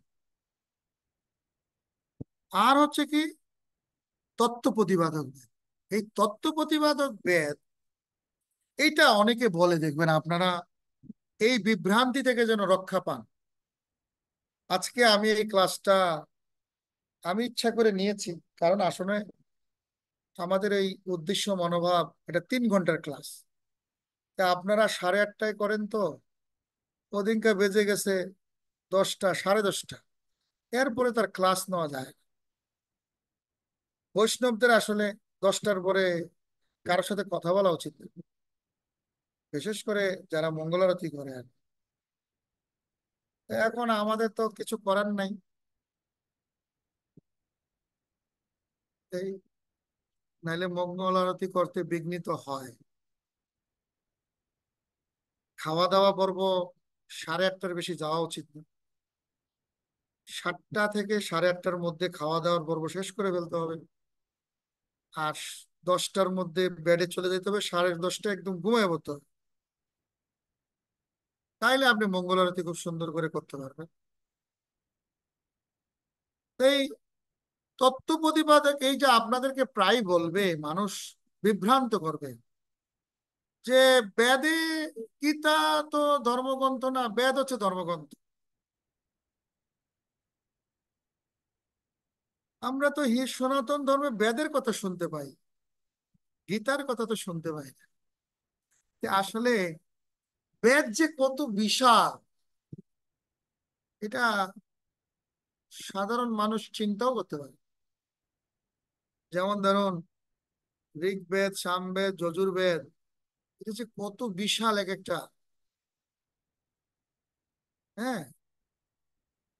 এই বেদের আংশিক মাত্র 18টা পুরাণে বেদব্যাস লিখেছে, 18টা পুরাণ লিখেছে, তার আংশিক উপলব্ধি করেছে। তার মধ্যে 6টা হচ্ছে তামসিক পুরাণ, 6টা হচ্ছে রাজসিক পুরাণ, ছয়টা হচ্ছে সাত্বিক পুরাণ। আর তার সর্বশ্রেষ্ঠ অমল পুরাণ হচ্ছেন ভাগবতম, শ্রীমদ ভাগবত। আর এই ভাগবতমেরই আছে 18,000 শ্লোক। তো এখন দেখুন, এই যে তারপরে আর কি লিখেছেন, উনি অনেকগুলা পৌরাণিক মহাভারত লিখেছেন। তো এখানে একটা গুরুত্বপূর্ণ বিষয় যেটা জানা দরকার, মহাভারতের মধ্যে উনি গীতাকে স্থাপন করেছেন। এইটাকেই অনেকে বলে আর কি, যে গীতাটাকে একটা পৌরাণিক কাহিনী হিসাবে, পৌরাণিক কাহিনীর অংশ। আমাদের গীতাটা আছে কোথায়? এটা ভীষ্ম পর্বের 25 অধ্যায় থেকে 42 অধ্যায় পর্যন্ত মহাভারতে পাবেন আপনি।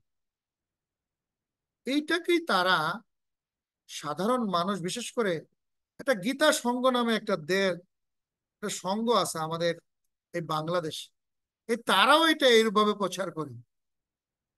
তারা এটা বেদের একটা যে, এটা গুরুত্বপূর্ণ একটা বিষয়, বা গীতার আরেকটা নাম যে গীতোক্ত উপনিষদ, কঠ উপনিষদ, হ্যাঁ, নারদীয়, হ্যাঁ, বৃহৎ নারদীয় উপনিষদ, হ্যাঁ, অনেকগুলা, কেন পরিষদ, এরকম অনেকগুলো উপনিষদ কিন্তু আছে, তাই না? ঈশ উপনিষদ, তার মধ্যে গীতা একটা উপনিষদ, গীতোক্ত উপনিষদ। এই উপনিষদ গুলাকে বলা হয় তত্ত্ব প্রতিপাদক বেদ। তত্ত্ব প্রতিপাদক বেদ পড়ার জন্য ব্রাহ্মণ ঘরে জন্মগ্রহণ করা লাগে না। এটা চন্ডাল থেকে শুরু করে সবাই পড়তে পারে। এখন গুরুত্বপূর্ণ বিষয়, তত্ত্বটা কি? এই তত্ত্বটা হচ্ছে সুখদেব গোস্বামী খুব সুন্দর করে পরীক্ষিত মহারাজকে বলছেন। এটা মনে হয় শ্লোকের নাম্বারটা হচ্ছে 3য় অধ্যায়ের, খুব সম্ভব মনে হয় 11 নম্বর শ্লোক হতে পারে। মানে তৃতীয় না, এটা 2য় অধ্যায়ের, প্রথম স্কন্ধের 2য় অধ্যায়ের 11 নম্বর শ্লোক। বদন্তি তত্ত্ববিদ তত্ত্বত, বদন্তি তত্ত্ববিদ তত্ত্বত যত জ্ঞানম অদ্বয়ম ব্রহ্ম ইতি পরমাত্মা ইতি ভগবান ইতি শব্দতে। বদন্তি তত্ত্ববিদ, সকল তত্ত্বদর্শী ব্যক্তিরা, তত্ত্ববস্তু হচ্ছে এক অদ্বয় জ্ঞান। অদ্বয় শব্দটা হচ্ছে কি? জ্ঞান একটাই, এটা পরিপূর্ণ জ্ঞান একটাই, পরিপূর্ণ সত্য, চরম সত্য, পরম সত্য একটাই। কিন্তু এই পরম সত্য তত্ত্ববিদরা 3 ভাবে উপলব্ধি করে: ব্রহ্মতি, পরমাত্মাতি, ভগবান ইতি শব্দ। এই চৈতন্য চৈতামৃত একটা শ্লোক আছে যে জ্ঞান যোগ ভক্তির বলে, জ্ঞান যোগ ভক্তির বলে ত্রিবিধ প্রকাশ ব্রহ্ম ইতি পরমাত্মা ভগবান শব্দ। এর একটা কথা, তার মানে কি? জ্ঞানী ব্যক্তিদের কাছে ব্রহ্মরূপে প্রকাশিত হয়, যোগী ব্যক্তির কাছে এটা, হ্যাঁ, পরমাত্মা রূপে, হ্যাঁ, আর ভক্তের কাছে ভগবান রূপে প্রকাশিত। তত্ত্ববস্তু মানে এই 3 বিষয়। যারা ভগবান মানে পরমাত্মা, ব্রহ্ম এবং ভগবান, এই 3টা সম্বন্ধে যে সঠিকভাবে জানে, এটি হচ্ছে তত্ত্ব। আসলে স্বয়ং ভগবানের মধ্যে 3টি জিনিস আছে। ভগবানের দেহ অঙ্গ নিঃসৃত জ্যোতি হচ্ছে ব্রহ্ম, সকল শক্তি, সকল শক্তির উৎস ভগবানের। এই যে সূর্য নক্ষত্র, যত দেবতা দেখেন, যত আদ্য শক্তি দেখেন, শক্তি দেবীদেরকে দেখেন, সকলেই হচ্ছে ভগবানের অঙ্গজ্যোতি থেকে এসেছে। এই লক্ষ্মী দেবী, দুর্গা দেবী, যা কিছু দেখেন সকলই হচ্ছে ভগবানের এই অঙ্গচ্যুতি। আর পরমাত্মা কি? এটা হচ্ছে, এটাকে সৎরূপ বলা হয়। আমারটা ভিডিও যাচ্ছে, ভিডিওটা বন্ধ করে দিই। এটাকে বলা হয় সৎ। পরমাত্মা হচ্ছে কি আরেকটু অ্যাডভান্স। চিত, সৎ এবং চিত এই দুইটা থাকে। সৎ মানে কি?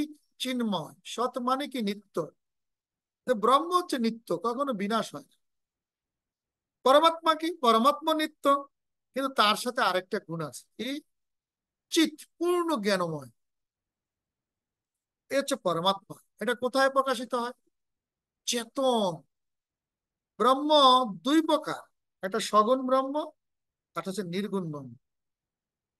তা আমরা ব্রহ্মর যখন এটা সত্যিকার অর্থে চেতনা এবং পূর্ণ জ্ঞান রূপে প্রকাশিত হয় ব্রহ্ম, তখন সেটাকে আমরা আত্মা, পরমাত্মা বলে থাকি। সেখানে আত্মার প্রকাশ আমরা দেখতে পাই। এটা উদাহরণ দিলে বুঝতে পারবেন আপনারা। যেমন দেখবেন একটা মরা কাঠ, এটাও কিন্তু ব্রহ্ম। এটাকে যদি আপনি পোড়ানের আগুনের শক্তি পাবেন, কিন্তু মরা কাঠটার মধ্যে দেখবেন এটা যদি জলে ভিজতে থাকে, সেখানে দেখবেন অনেক ছত্রাকের জন্ম হয়। অনেক সুন্দর সুন্দর দেখবেন যে সেখানে ব্যাঙের ছাতা জন্ম হয়, শেওলার জন্ম হয়। আসলে কি? এই যে প্রতি বলছে ব্রহ্ম সর্বত্র বিরাজমান, এই কথাটার মানে হচ্ছে সকল জীব সব জায়গায় আছে, কিন্তু একটা সুন্দর পরিবেশ পাইলে সেখানে চেতনার উদ্ভব হয়। এটাই হচ্ছে আত্মা এবং পরমাত্মার এই যে প্রকাশ, এটি হচ্ছে পরমাত্মা উপলব্ধি। আত্মা যেখানে থাকবে সেখানে পরমাত্মার প্রকাশও থাকবে। আর ভগবান, স্বয়ং ভগবান গোলকে বিরাজ করছে, আর তার এই ব্রহ্মরূপে এই জগৎকে শক্তি লালন পালন করছেন, আর পরমাত্মা রূপে সে চেতনা দান করছে, আর কাল রূপে এই জগৎকে বিনাশ করছে। কালটাও তত্ত্ব, কিন্তু এগুলি হচ্ছে ব্রহ্মের একটা আংশিক তত্ত্ব। এইভাবে আমরা দেখতে পাই এই তত্ত্ব প্রতিপাদক বেদ হচ্ছে এই 108টা উপনিষদ। এইটা ব্রাহ্মণ হওয়া লাগে না, এটা শুধু সদ্গুরুর চরণাশ্রয় হলেই তারা এটা অধ্যয়ন করতে পারে। গীতা, এখন আপনি বলবেন যে প্রভু, যারা সদ্গুরু চরণাশ্রয় হয়নি তারা কি গীতা পড়তে পারবে না? হ্যাঁ পারবে। গীতা পড়ার আগে আপনাকে কি করতে হবে? ওম অজ্ঞান তিমিরান্ধস্য, এই শ্লোকটা পড়তে হবে। হ্যাঁ, জয় শ্রীকৃষ্ণ চৈতন্য, এই মন্ত্রগুলা দেখবেন প্রথমে এই মন্ত্রগুলো দেওয়া আছে, এগুলি উচ্চারণ করা উচিত আর কি। এইভাবে আমরা দেখতে পাই তত্ত্ব প্রতিপাদক বেদ হচ্ছেন এই গীতা। এই গীতা হচ্ছে বেদ, স্বয়ং বেদ। কেন? কারণ বেদের অংশ বেদ। একজন মানুষের পক্ষে পূর্ণ বেদ অধ্যয়ন করা কখনোই সম্ভব না। 108টা উপনিষদও পড়া সম্ভব না। তা আমাদের ইসকন সোসাইটিতে দুটি দুটি উপনিষদ পড়ানো হয়, একটা গীতা, গীতত্ব উপনিষদ, আর একটা ঈশ উপনিষদ। আপনাদের আছে, আপনারা ভক্তি শাস্ত্রীতে পড়বেন, ঈশ উপনিষদ পড়েন। এই হচ্ছে বেদের থেকে সংক্ষিপ্ত একটু আলোচনা। আর গীতা হচ্ছে হইলো বেদের সারমর্ম। কেন গীতা বেদের সারমর্ম বলা হয়? আসলে টোটাল বেদে অধ্যয়ন করে বেদান্ত বা বেদের অন্ত, অন্ত কি জিনিস বেদ অধ্যয়ন করে অনেকে জানতেও পারে না।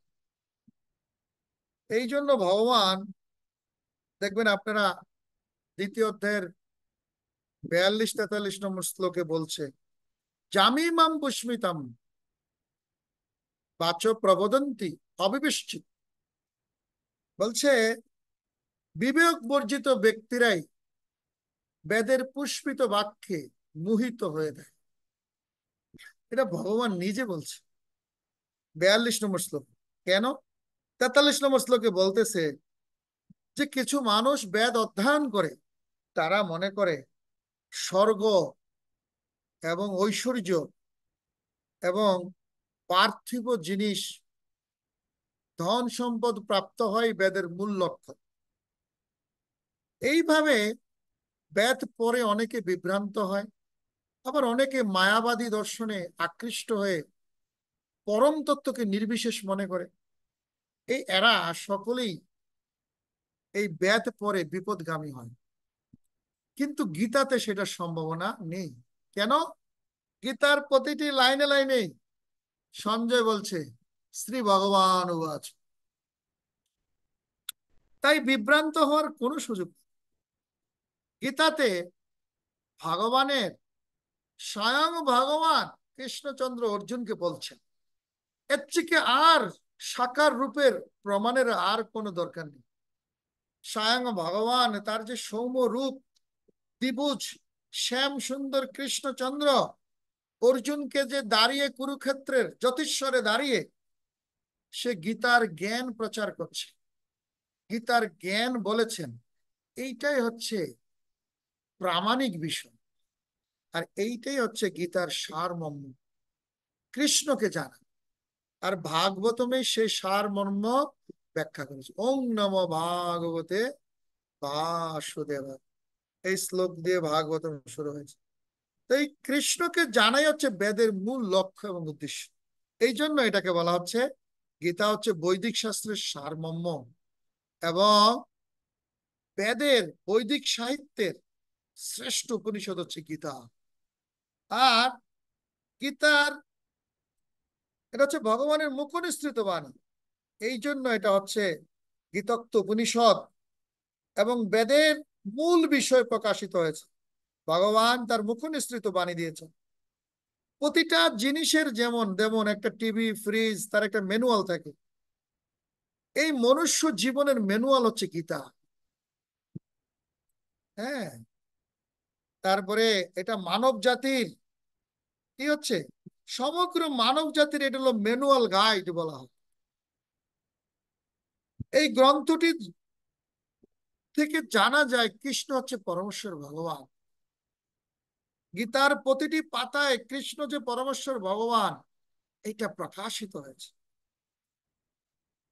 এই এটা শুধু ভগবানই বলেনি, শঙ্করাচার্য, রামানুচার্য, মাধবাচার্য, নিম্বাকার্য, চৈতন্য মহাপ্রভু এবং স্বয়ং অর্জুন বলছে। কি বলছে?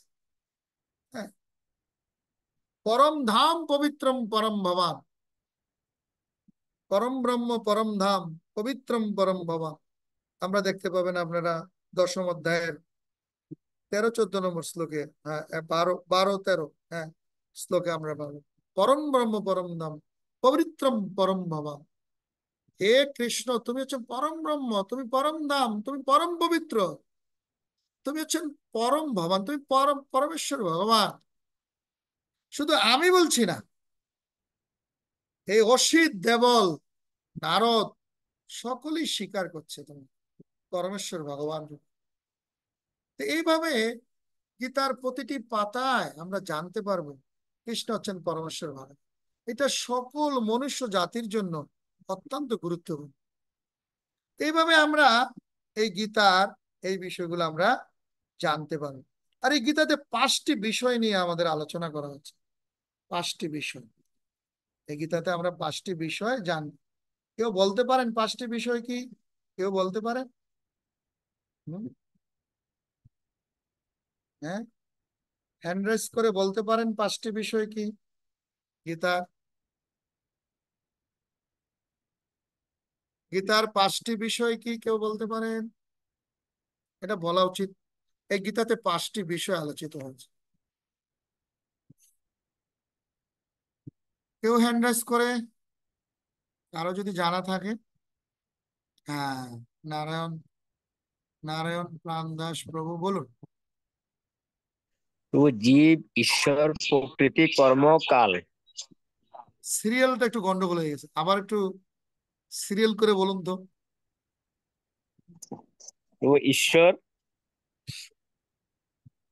তারপরে জীব, প্রকৃতি, না, কাল গন্ড বাবু, হয়ে গেল। আমি ক্লিয়ার না বাবু, এমনি পাঁচটি সম্পর্কে ঈশ্বর, ইয়া প্রকৃতি, জীব, কাল, জীব, ঈশ্বর, কাল, প্রকৃতি, জীব, কাল, কর্ম। হ্যাঁ জীব, তারপরে কর্ম।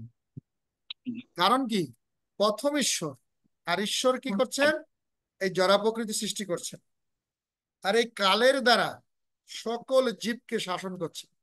আর এই জীব, এই যে জীব, তার কর্মফল দ্বারা এই জড়জগতে সে কর্মফল ভোগ করছে, তাই এটা আবার কালই তাকে করাচ্ছে। তার মানে ঈশ্বর, প্রকৃতি, কাল এবং জীব, এই চারটা হচ্ছে নিত্য। এই চারটা হচ্ছে নিত্য, কর্ম হচ্ছে অনিত্য। এই কর্ম অনিত্য কেন, কিভাবে কর্ম অনিত্য? কারণ কর্মফল আপনি আইদার কর্মফল পাপ হতে পারে, নয়তো পুণ্য হতে পারে। আমরা এই পাপ পুণ্য কর্মফল ভোগ করি, যখন ভোগ করি এটা শেষ হয়ে যায়। কিন্তু জীব কখনো বিনাশ হয় না। জীব হচ্ছে কি, নিত্য, শাশ্বত। জীব হচ্ছে আত্মা, সে কখনো বিনাশ হয় না, তার ধ্বংস নেই। জীব হচ্ছে শক্তি। যেমন আমরা পড়েছি, আমরা সায়েন্সে পড়েছি, শক্তির বিনাশ নাই, ধ্বংস নাই, নিত্য বস্তু। তো জীবের ধ্বংস নাই, কালেরও ধ্বংস নাই, প্রকৃতিরও ধ্বংস। এখন আপনারা অনেকে বলবেন, প্রভু প্রকৃতি নিত্য কিভাবে? প্রকৃতি তো কখনো প্রকাশিত হয়। আসলে প্রকৃতি দুই প্রকার, একটা হচ্ছে অব্যক্ত আর একটা হলো ব্যক্ত। তা আমরা ব্যক্ত প্রকৃতিটাকে দেখতে পাই, কিন্তু অব্যক্ত প্রকৃতিটা দেখতে পাই না। এটা বিষ্ণুর নাভিতে থাকে, এটাকে সুপ্ত স্থিতি বলা হয়। বিষ্ণুর নাভিতে গিয়া এটা লীন হয়। আবার আবার অধপতিত জীবগুলা যখন বিষ্ণুর, বলছে চিন্ময় ধাম থেকে যারা অধপতিত হয়, তারা এই বিষ্ণুর নাভিতে প্রবেশ করে। বিষ্ণুর নাভিটা কোথায় থাকে? কারণদায়ক বিষ্ণু, ভগবানের তিন পুরুষ অবতার, কারণদায়ক বিষ্ণু। এই কারণদায়ক বিষ্ণু এই নাভির মধ্যে আপনার সকল অধপতিত জীবদের অবস্থা। এইটা একটা নির্দিষ্ট সংখ্যক যখন হয়, ভগবানের এই নাভিটা নীলাভ হয়ে যায়। আর তখন ভগবান ভগবান তো জানেন যে ভগবান, এই কারণদক্ষায় বিষ্ণু কারণ সমুদ্রে সে অর্ধ চোখ নির্মূলিত করে লক্ষ্মী দেবীর পদসেবা নিয়ে উনি উনি কারণ সমুদ্রে নিদ্রায় থাকেন, কিন্তু আসলে নিদ্রায় থাকে না, যোগনিদ্রা বলা। এই ভগবান কিঞ্চিত তার চক্ষু উন্মীলন করেন, ইক্ষণের মাধ্যমে ঈশান কোণে মহত্তত্ত্ব নামক এক মেঘের সৃষ্টি হয়। আর এই নাভি থেকে, পদ্ম ফুলের নাভি থেকে, না, প্রথম কারণদক্ষ বিষ্ণুর ধর্ম থেকে অনন্ত কোটি ব্রহ্মাণ্ডের সৃষ্টি হয়। এই অনন্ত কোটি ব্রহ্মাণ্ড, এটা আসলে ঈশান কোণের সেই মহত্তত্ত্ব খণ্ডিত খণ্ডিত হয়ে এই প্রতিটা ব্রহ্মাণ্ডের মধ্যে অংশ অংশ করে প্রবেশ করে। সেই ব্রহ্মাণ্ডের মধ্যে কারণদক্ষায় বিষ্ণুর একটা প্রকাশ প্রবেশ করে, সে যে গর্ভদক্ষায় বিষ্ণু। এই গর্ভদক্ষায় বিষ্ণু এই ঘর্ম থেকে এই ব্রহ্মাণ্ড অর্ধেক জলে পরিপূর্ণ হয়। আর সেখান থেকে একটা নাভিপদ্ম থেকে এই পদ্ম ফুল প্রকাশিত হয়, বিশাল একটা পদ্ম ফুল। আর সেখান থেকে ব্রহ্মার জন্ম হয়। আর এই ব্রহ্মা তখন তপস্যা করে, সে কাউকে জানতে না পেরে খুঁজে পেয়ে সে তপস্যায় বসে। সে একটা দৈববাণী শুনতে পায়, তপ শব্দ। আর সে তপস্যায় 100 দিব্য বছর তপস্যা করার পরে সে ভগবান গর্ভদক্ষায় ভগবানকে দর্শন করতে পারে, গর্ভদক্ষায় বিষ্ণুকে দর্শন করে। আর গর্ভদক্ষায় বিষ্ণু তাকে সকল এই জগৎ সৃষ্টি করার শক্তি প্রদান করে, আর এই জগৎকে সৃষ্টি করে। তাই ব্রহ্মও কিন্তু জীবাত্মা। তো এই ব্রহ্মও তার কর্ম ফল ভোগ করার জন্য সে ব্রহ্মরূপে আবির্ভূত হয়েছেন। এই আমরা দেখতে পাই আমাদের হৃদয়ে যে পরমাত্মা আছে উনি হচ্ছেন ক্ষীরোদকশায়ী বিষ্ণু। তাই কারণোদকশায়ী বিষ্ণু, গর্ভোদকশায়ী বিষ্ণু, এই ক্ষীরোদকশায়ী বিষ্ণু, পরমাত্মা হলো ক্ষীরোদকশায়ী বিষ্ণু। ক্ষীর সমুদ্রে, এই ব্রহ্মাণ্ডের ক্ষীর সমুদ্রে উনি থাকেন। এই ব্রহ্মাণ্ডের সর্বোচ্চ একটা শ্বেত দ্বীপ আছে, সেখানে ক্ষীর সমুদ্র আছে।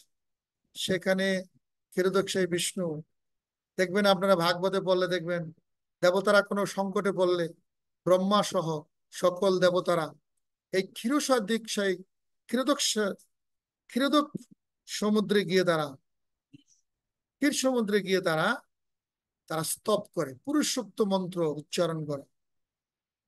এগুলি দ্বিতীয় স্কন্ধে আছে, কিভাবে গর্ভোদকশায়ী ক্ষীর সমুদ্রে গিয়ে তারা ক্ষীরোদকশায়ী বিষ্ণুকে তারা জাগরিত করে। তাই সেই বিষ্ণু আবির্ভূত হয়ে ব্রহ্মাণ্ডের সকল সমস্যা সমাধান করেন। এই ক্ষীরোদকশায়ী বিষ্ণু আর পরমাত্মার মধ্যে কোনো পার্থক্য নেই। এইভাবে আমরা দেখতে পাই এই যে প্রকৃতি, এটাই প্রকৃতি। এই যে পদ্ম ফুলের উপরে এই যে 14 ভুবন এই গর্ভোদকশায়ী নাভি থেকে যে প্রকাশিত হয়েছে, এটা হচ্ছে প্রকৃতি।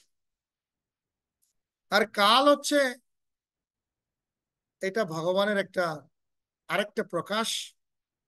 এই মহাকাল কি করে, প্রতিটা জীবাত্মার একটা যতবার জন্ম হয় একটা নির্দিষ্ট কালের অধীনে তার এই জন্ম পরিচালিত হয় এবং মৃত্যুতে পরিসমাপ্তিত হয়, এবং তার 6 ধরনের পরিবর্তন হয়।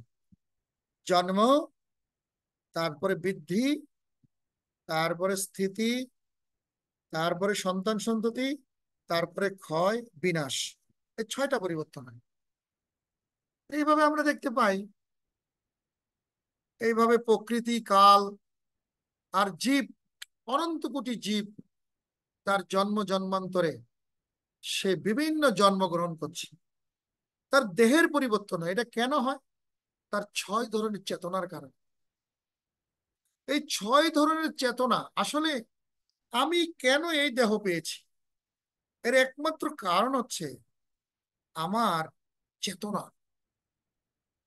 আমার চেতনা যত নির্মূল হবে আমি ততই উন্নত স্তর প্রাপ্ত হব। একসময় আমি চিন্ময় দেহ প্রাপ্ত হব। এটাই আমরা 6 ধরনের চেতনা কারণে পরমাত্মা বিভিন্ন দেহ দান করেন। আপনি যদি আচ্ছাদিত চেতনা হন তাহলে আপনাকে বৃক্ষ আদি পাহাড় পর্বত আপনাকে বানাই দিবেন, নদী নালা বানাই দিবেন। আপনি যদি সংকুচিত চেতনা হন আপনাকে পোকামাকড় বানিয়ে দিবেন। আপনি যদি মুকুলিত চেতনা হন তাহলে আপনি হায়নার দল, হাতির দল, পশুর দল, আদি আদি আদিম পুরুষরা যারা ছিল, যারা বন্য পুরুষদের মানুষদের দল, যারা কি করে সমাজবদ্ধ, কিন্তু তারা কখনো সংস্কৃতি গড়ে ওঠেন। তারা কি করে আহার নিদ্রা ভয় মৈথুন্য এই নিয়ে থাকে, সংগ্রাম লড়াই করে, যেরকম বন্য মানুষরা যেরকম করে, অন্য পশুদের সাথে লড়াই করে, প্রকৃতির সাথে লড়াই করে। তারা দেখবেন বিভিন্ন অস্ত্র শস্ত্র বানায়, কিন্তু তারা সমাজবদ্ধ। হায়নার দল, হাতির দল এরা হচ্ছে মুকুলিত চেতনা। সিংহের দল এরা সমাজবদ্ধ থাকতে চায় এবং থাকেও।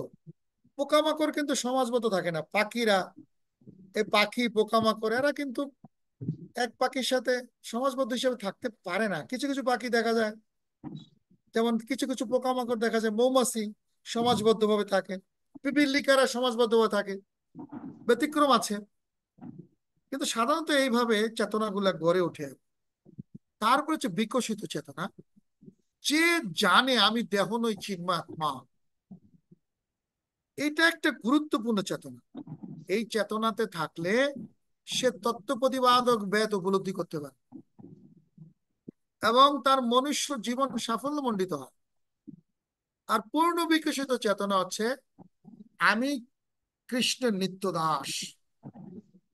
এই চেতনাটা যে আমি কৃষ্ণের নিত্য দাস, এটা হচ্ছে পূর্ণ বিকশিত চেতনা। তার আর এই জন্মে আর আর কখনো এই জড়জগতে জন্মগ্রহণ করতে হয় না, সে ভগবত ধামে চলে যায়। তাই পরমাত্মা আমাদেরকে বিভিন্ন দেহ দান করেন কেন? 6 ধরনের চেতনার জন্য।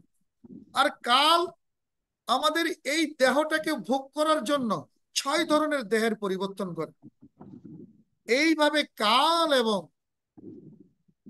ভগবানের ঈশ্বর পরমাত্মা রূপে প্রতিটা জীবে, ঈশ্বর পরমাত্মা রূপে প্রতিটা জীবের মাধ্যমে তার এই জড়জগতে সে যে ভোগ করতে চায় মায়াকে, আমাদের জীবের একটা স্বতন্ত্র বৈশিষ্ট্য হচ্ছে তার ভোগ করার প্রবণতা।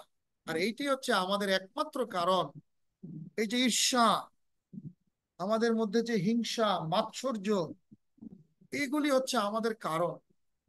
আমরা কেন এই জগতে আবির্ভূত হয়েছি, এই জগতে আমরা কেন নিক্ষিপ্ত হয়েছি, এই জগতে আমরা কেন অধঃপতিত হয়েছি, এর একমাত্র কারণ হচ্ছে ঈর্ষা।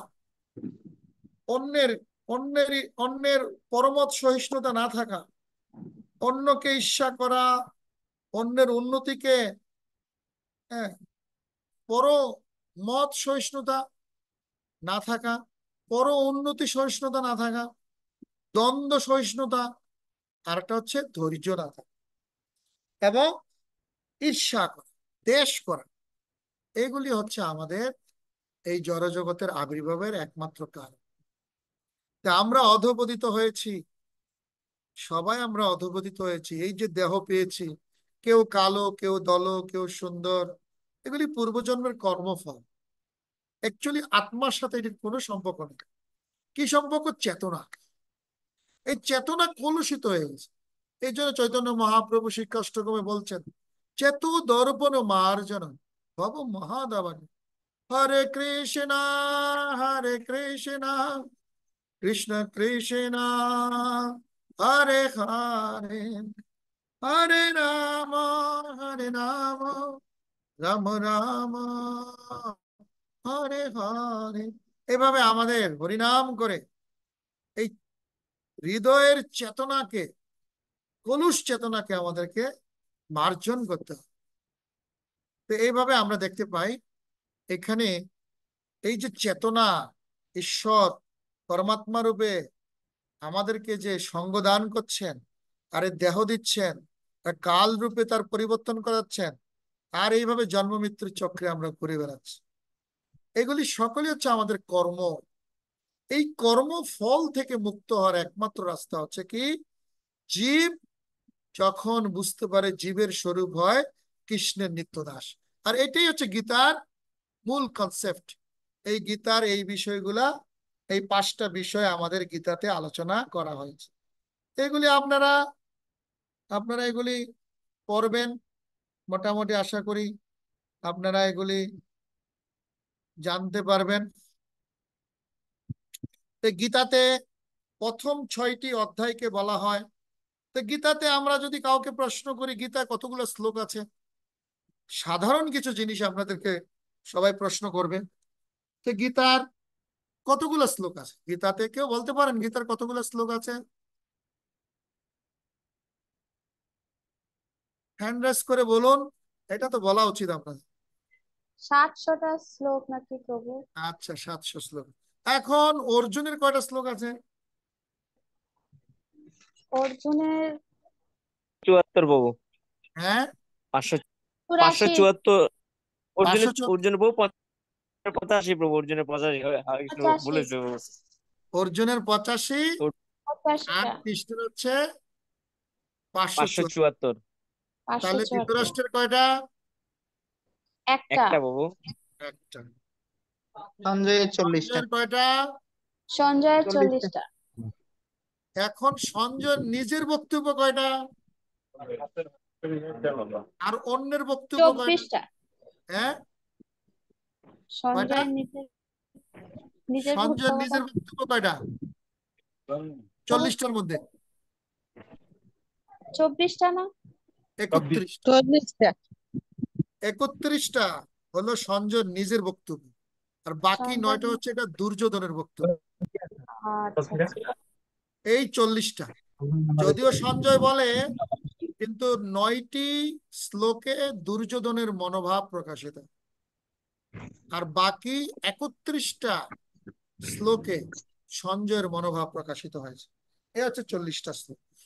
আচ্ছা, গীতার শতক কয়টি? কয়টি শতক গীতার? 3টি শতক। 3টি শতক। প্রথম শতকটা হচ্ছে কর্ম শতক, দ্বিতীয়টা হচ্ছে ভক্তি শতক, তৃতীয়টা হচ্ছে জ্ঞান শতক।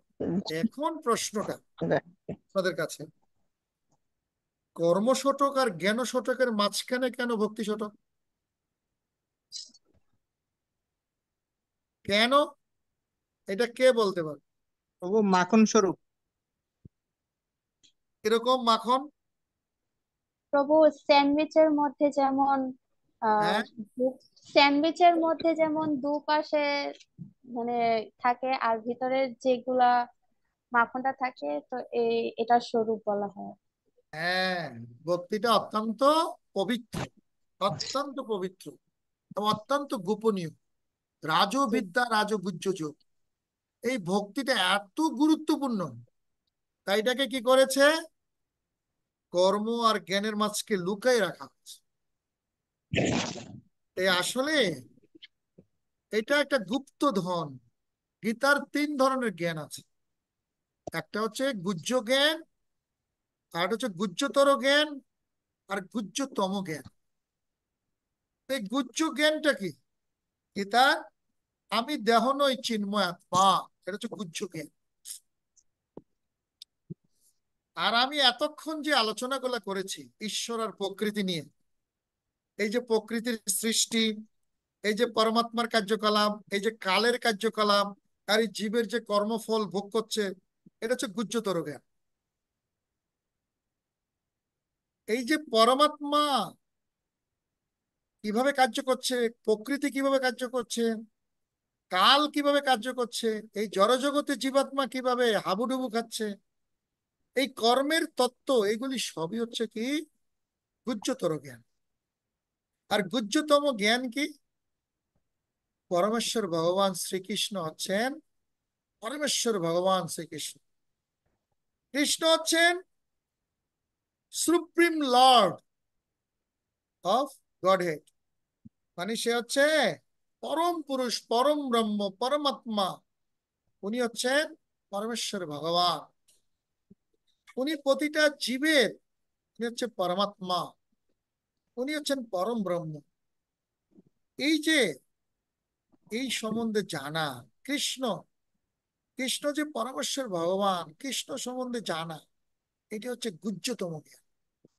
এটা আমরা কোথায়, এই কিভাবে কৃষ্ণকে জানা যায়, কৃষ্ণকে সাধন মার্গ করা যায়, কৃষ্ণকে সেবা করা যায়, কৃষ্ণর সাথে সম্পর্কিত ডিরেক্ট কিভাবে সম্পর্ক হওয়া যায়, এই সম্বন্ধে জ্ঞান আমরা পাবো কোথায়? এই 7ম অধ্যায় থেকে দ্বাদশ অধ্যায়। আর 1 থেকে 6ষ্ঠ অধ্যায়ে এই কর্মশতকে আমরা কি জানতে পারবো? এই যে কর্মের মধ্যে, এই যে কর্মময় এই দুনিয়া, এই দুনিয়াটা কি? একটা কর্মের বন্ধন। এই ভৌতিক দেহটি হচ্ছে কর্ম, কর্মযোগ্য বলা হয়। এই যে ভূত, ভূত উৎপত্তিগত যত দেহ দেখতেছেন, সবই হচ্ছে কর্মময়। এই কর্মময় দেহে জীবাত্মা কি এক ভয়াল করুণ বন্ধনে আবদ্ধ। এইটা হচ্ছে কর্মশতকে প্রকাশিত হয়েছে।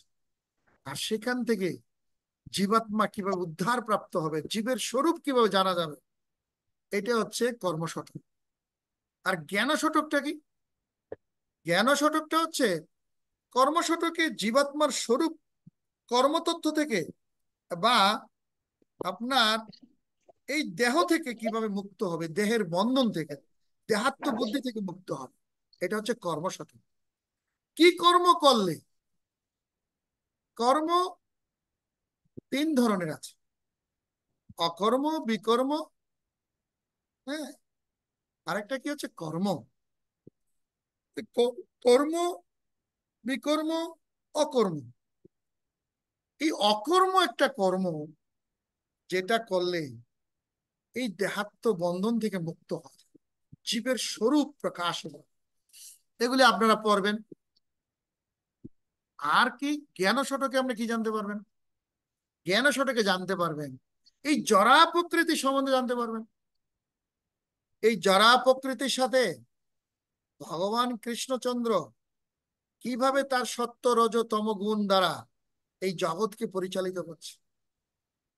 এই কাল তত্ত্ব, ব্রহ্ম, এই প্রকৃতি, জড়া প্রকৃতি, আর এই জড়া প্রকৃতির মধ্যে জীবাত্মা কিভাবে তার এটা অশ্বত্থ বৃক্ষের সাথে তুলনা করেছে। এই বৃক্ষের ডাল পাল মানে বৈরাগ্যরূপ অস্ত্র দ্বারা সেই বৃক্ষকে ছেদন করে তারপরে মূল উৎপাটন করে ফেলতে হবে অশ্বত্থ বৃক্ষের।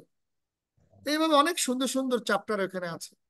তখন আপনার মধ্যে দৈব গুণাবলী প্রকাশিত হবে।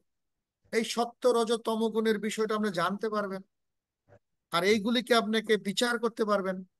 যখনই আপনার মধ্যে তমগুণ আসবে তখন আপনি সঙ্গে সঙ্গে সতর্ক হয়ে যাবেন, এটা আমার তমগুণ, এটা আমার রজগুণ, না আমাকে সাত্ত্বিক হতে হবে, আমাকে সাত্ত্বিক ভাবে থাকতে হবে। এইভাবে আমরা জ্ঞান শতকে এটি জানতে পারবো। জড়া প্রকৃতির কার্যকলাপ জানতে পারবো। জড়া প্রকৃতির কার্যকলাপের মাধ্যমে কিভাবে আমরা বিরূপ আচরণ করছি, এগুলি আমরা জানতে পারি জ্ঞান শতকের মধ্যে। আর এই দুই শতক সম্বন্ধে যদি আমাদের ভালো জানি, তাহলে কৃষ্ণের প্রতি আমাদের ভক্তি সঠিকভাবে প্রকাশিত হবে। এইভাবে আমাদের তিনটি জ্ঞান আছে, গুহ্য জ্ঞান, গুহ্যতর জ্ঞান আর গুহ্যতম জ্ঞান। এই আসলে কর্মশতক, জ্ঞান শতক এটি হচ্ছে গুহ্যতর জ্ঞান, আর আত্মতত্ত্ব জ্ঞানটাই হচ্ছে গুহ্যতম জ্ঞান, গুহ্য জ্ঞান। আর গুহ্যতম জ্ঞানটা হচ্ছে ভক্তি শতক। পরমেশ্বর ভগবান হচ্ছেন পরম আরাধ্য।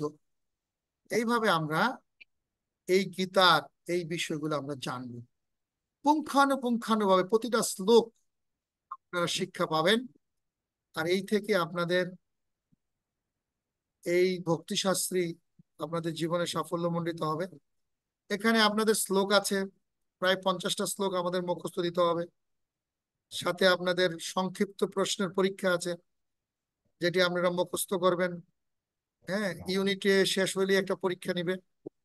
টোটাল আপনাদের গীতাতে 3টা ইউনিট আছে, কর্ম শতকের একটা ইউনিট, ভক্তি শতকের একটা ইউনিট এবং জ্ঞান শতকের ইউনিট। প্রত্যেকটা ইউনিটে এক একটা পরীক্ষা হবে, আর 2টা অ্যাসাইনমেন্ট যাবে। আমরা তো একটা অ্যাসাইনমেন্ট আপনাদেরকে পড়াইছি, এই এই ইউনিটে আরেকটা অ্যাসাইনমেন্ট আপনাদেরকে দিবে। এইভাবে আমরা খোলা বই মূল্যায়ন বলে এটাকে, খোলা বই বই দেখে এটা আপনারা করবেন। তারপরে আপনারা এই ইউনিট গুলো শেষ করতে পারবেন। এই খোলা বই আর হচ্ছে হলো মুখস্থ লিখিত পরীক্ষা দিবেন, আর শ্লোক গুলো আপনারা এখানে এই ইউনিটে 12টা শ্লোক আছে, এই 12টা শ্লোক মুখস্থ দিয়ে ফেলবেন। এইভাবে আপনারা যদি শেষ করেন তাহলে ভক্তিশাস্ত্রীর সার্টিফিকেট আপনারা পাবেন। আমার আর আজকের ক্লাসে একটুকু আছে, আশা করি আর তেমন কিছু, তবে এখানে আরো কিছু জিনিস আছে আপনাদেরকে আমরা বলতে পারি। যেটা হচ্ছে হলো যে এই গীতা কিভাবে পড়তে হয়। গীতা অর্জুনের মতো পড়তে হয়, গীতা আপনার মতো পড়লে হবে না। অর্জুন যতটা, হ্যাঁ, এই গীতা জ্ঞান গ্রহণের যে যোগ্যতা, এটা সদ্গুরুর কাছ থেকে দীক্ষিত হতে হবে। কারণ কি, এখন আপনার অর্জুন কি বলেছে, তদ বিদ্ধি প্রণিপাতেন। সেই যে শ্লোকটা আছে যে গুরুদেবের প্রতি প্রণিপাত করা, সেবা করা, প্রশ্ন করা, হ্যাঁ, শিষ্যতে হম সদি মাম তাম প্রপন্ন। তারা বলছে না কার্পণ্য দোষে উপহত স্বভাব, 2-7 নম্বর শ্লোকে বলছে যে আমি কার্পণ্য দোষের কারণে আমি বিচার করতে পারছি না, তোমার কাছে আমি শিষ্য রূপে আত্মসমর্পণ করছি। এই যে, হ্যাঁ, এই অর্জুন সরাসরি কৃষ্ণকে পেয়েছে, তাই কৃষ্ণের কাছে আত্মসমর্পণ করছে। আমরা কাদের কাছে আত্মসমর্পণ? আমাদের শিক্ষা গুরু দীক্ষা গুরুর কাছে আত্মসমর্পণ করতে হবে, তাদের কাছে আমাদেরকে যেতে হবে এবং সম্পূর্ণভাবে আমাদের এই পাপ থেকে 4টে নিয়ম পালন করে আমাদের পাপ থেকে মুক্ত হতে হবে। আমাদের কৃষ্ণ ভক্ত হতে হবে, শ্রদ্ধা এবং সংযত হতে হবে। এইভাবে আমরা নির্মৎসর হতে হবে, তাইলেই আমরা এই গীতার জ্ঞান লাভ করতে পারবো। এই গীতার জ্ঞান এছাড়া নাহলে লাভ করতে পারবো না। এইভাবে আমাদের শ্রদ্ধাবান হইতে হবে। শ্রদ্ধাবান লভতে জ্ঞানম তৎপর সংযত ইন্দ্রিয়। যারা শ্রদ্ধাবান তারাই। এই গীতা যেমন একটা দেখবেন আপনার এই মুখবন্ধে একটা বিখ্যাত কথা আছে, আমরা আমাদের ইচ্ছা মতো ওষুধ খেতে পারি না, ডাক্তারের নির্দেশ বা ওষুধের শিশিতে দেওয়া নির্দেশ অনুসারে ওষুধ খেতে হয়। তেমনি ভগবত গীতাকে গ্রহণ করতে হবে ঠিক বক্তা শ্রীকৃষ্ণ যেভাবে গ্রহণ করার নির্দেশ দিয়ে গেছে। তাই আমরা যেমন ডাক্তারের প্রেসক্রিপশন ছাড়া ওষুধ খাই না, ঠিক সেইভাবেই গীতার অনেক কিছু আমরা ভুল ব্যাখ্যা করি। এই ভুল ব্যাখ্যাগুলো দেখবেন আপনাদের শিখাবে। হ্যাঁ, যেমন অনেকেই বলে দেখবেন কর্মই ধর্ম, আসলে শ্লোকটা আছে কি কর্মণ্যেব অধিকারম, কিন্তু কিছু কিছু লোক বলে কর্মই ধর্ম, কর্মই ধর্ম। আরে কর্মই ধর্ম কথাটা তো ঠিক না। তাহলে তো স্মাগলিং ও ধর্ম হবে, যারা নারীদেরকে পাচার করে তাহলে সেটাও তো ধর্ম হবে, যারা মাদক ব্যবসা করে এটি তো কর্ম। তাহলে কর্ম ধর্ম এই কথাটা কি হলো? কারণ অনেক কর্ম আছে সেটা অধর্ম। তাই কর্মই ধর্ম এই কথাটা ঠিক না। কিছু মানুষ এই কথাগুলো বলে, তাও কেউ শ্লোক দিয়ে বলে, হ্যাঁ গীতার 2 নম্বর 2য় অধ্যায় 47 নম্বর শ্লোকে আছে কর্মই ধর্ম। বাছা তুমি কর্ম করো, তোমার ধর্ম করার দরকার নেই। বাবা, কিন্তু শ্লোকটা বলা আছে কিন্তু কর্মণ্য অধিকার আনতে মা ফলস্য কদাচিৎ, কর্ম করার অধিকার আছে, তবে ফল ত্যাগ করো, তোমার ফলের আশা করা যাবে। আর এটাকে কি বানাইছে কর্মই ধর্ম, কর্মই ধর্ম। আরে বেটা, যারা অপকর্ম করে তাদেরটা ধর্ম হয় কিভাবে? তো এইভাবে আমরা এই ধরনের মন গড়া ব্যাখ্যা আমরা করতে পারবো না। ডাক্তার যেভাবে ওষুধ দেয়, অর্জুন যেভাবে গীতার মর্ম উপলব্ধি করেছে, হ্যাঁ, ঠিক সেইভাবে আমাদের গীতার জ্ঞান একজন সদ্গুরুর চরণাশ্রয়ে আমাদের জানতে হবে। এগুলি আমাদের, গীতা যদি আপনি পড়েন কি ফল পাবেন? বলছে এই গীতা যদি পড়েন আপনার আর কিছু জানার বাকি থাকে না। এটা 7ম অধ্যায় 2 নম্বর শ্লোকে বলছে গীতাতে যা আছে আর জগতে কোনো কিছু জানার প্রয়োজন নেই। এটা আপনাকে মোহমুক্ত করবে, পাপ পুণ্য থেকে মুক্ত করবে, সংসার বন্ধন থেকে মুক্ত করবে। সৃষ্টির সময় আপনার জন্ম হবে না, প্রলয়কালও আপনি ব্যথিত হবেন এবং ভগবানের নিত্য ধাম প্রাপ্ত হবে। এটি হচ্ছে গীতার ফলাফল। আরেকটা কি, কেউ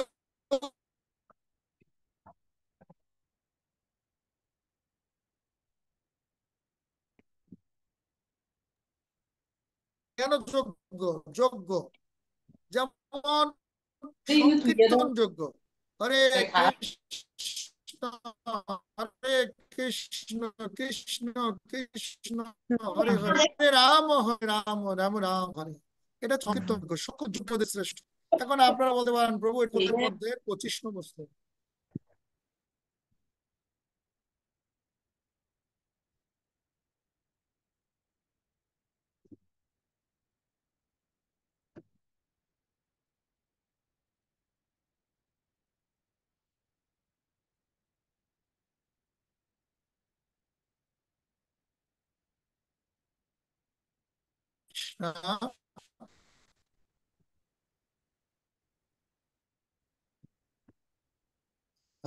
আপনারা শুনতে পাচ্ছেন হয়তো, আমার নেটওয়ার্কটা চলে গিয়েছিল। এই যে হরিনাম হচ্ছে যে সংকীর্তন যোগ্য, একটা যোগ্য।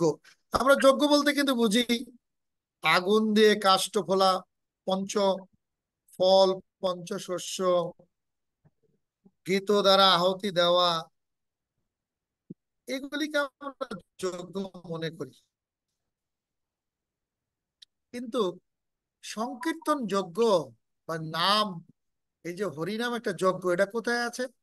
গীতার 10ম অধ্যায়ের 25 নম্বর শ্লোকে আছে যজ্ঞ নাম জপযজ্ঞ।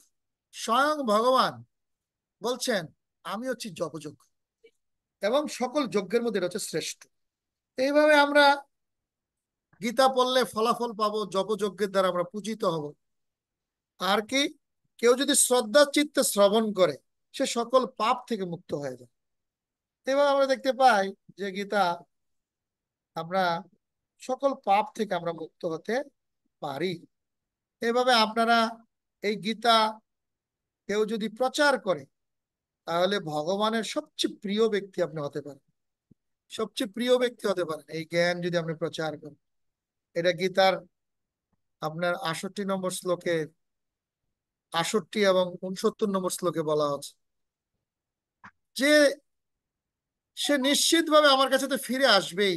আমার এই গোপনীয় উপদেশ যদি কেউ দেয়, তাহলে আমার ভক্তদের মধ্যে সেই এই পরম গোপনীয় জিনিস কেউ উপদেশ করে বা প্রচার করে, সে আমার অত্যন্ত প্রিয়, তার থেকে অধিক প্রিয় আর কেউ নাই।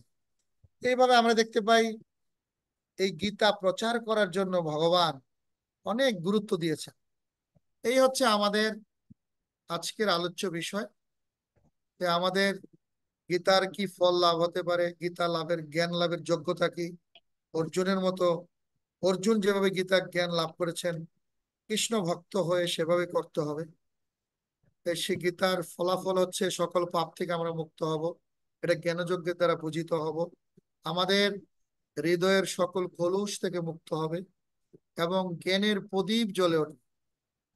সবাই ভালো থাকবেন। আপনাদের কারো কোনো যদি প্রশ্ন থাকে তাহলে আপনারা করতে পারেন।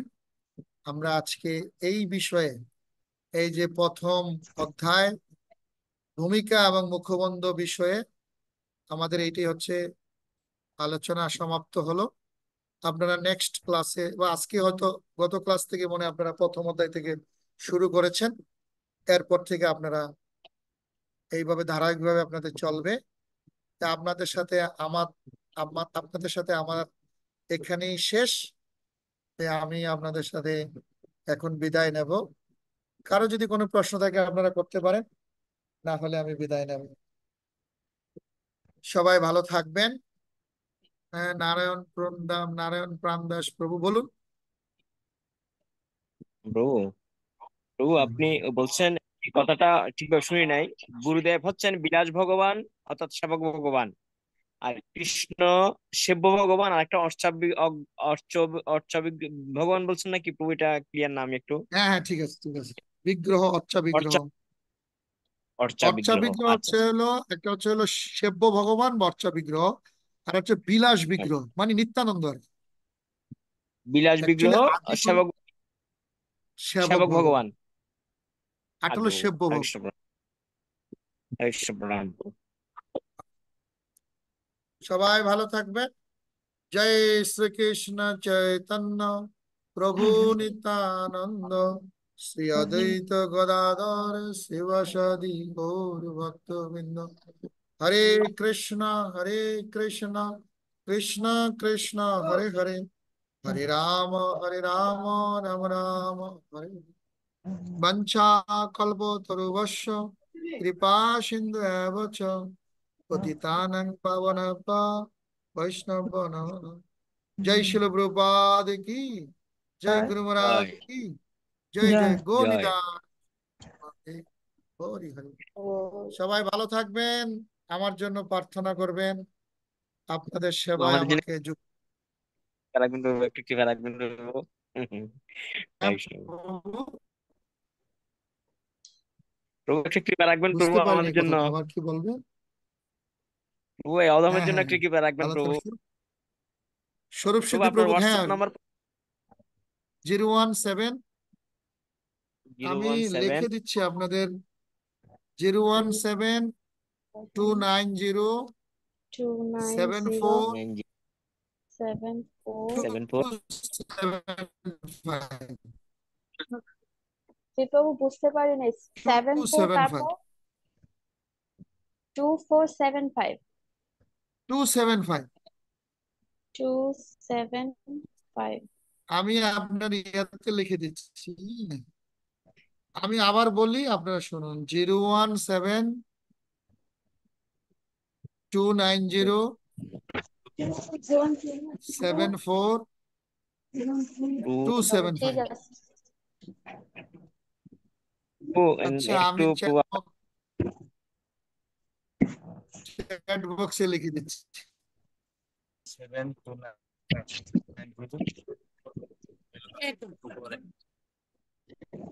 জয় শ্রীল প্রভুপাদ।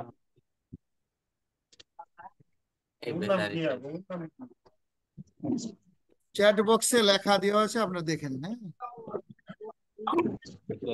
প্রভু তাহলে এন্ড করে দেবো ক্লাস? প্রভু হরে কৃষ্ণ। হ্যাঁ। প্রভু ক্লাস কি এন্ড করে দেবো? হ্যাঁ, শেষ। ক্লাস আপনি শেষ ওকে করে দিতে পারেন। ওকে, হরিবল প্রভু, হরিবল।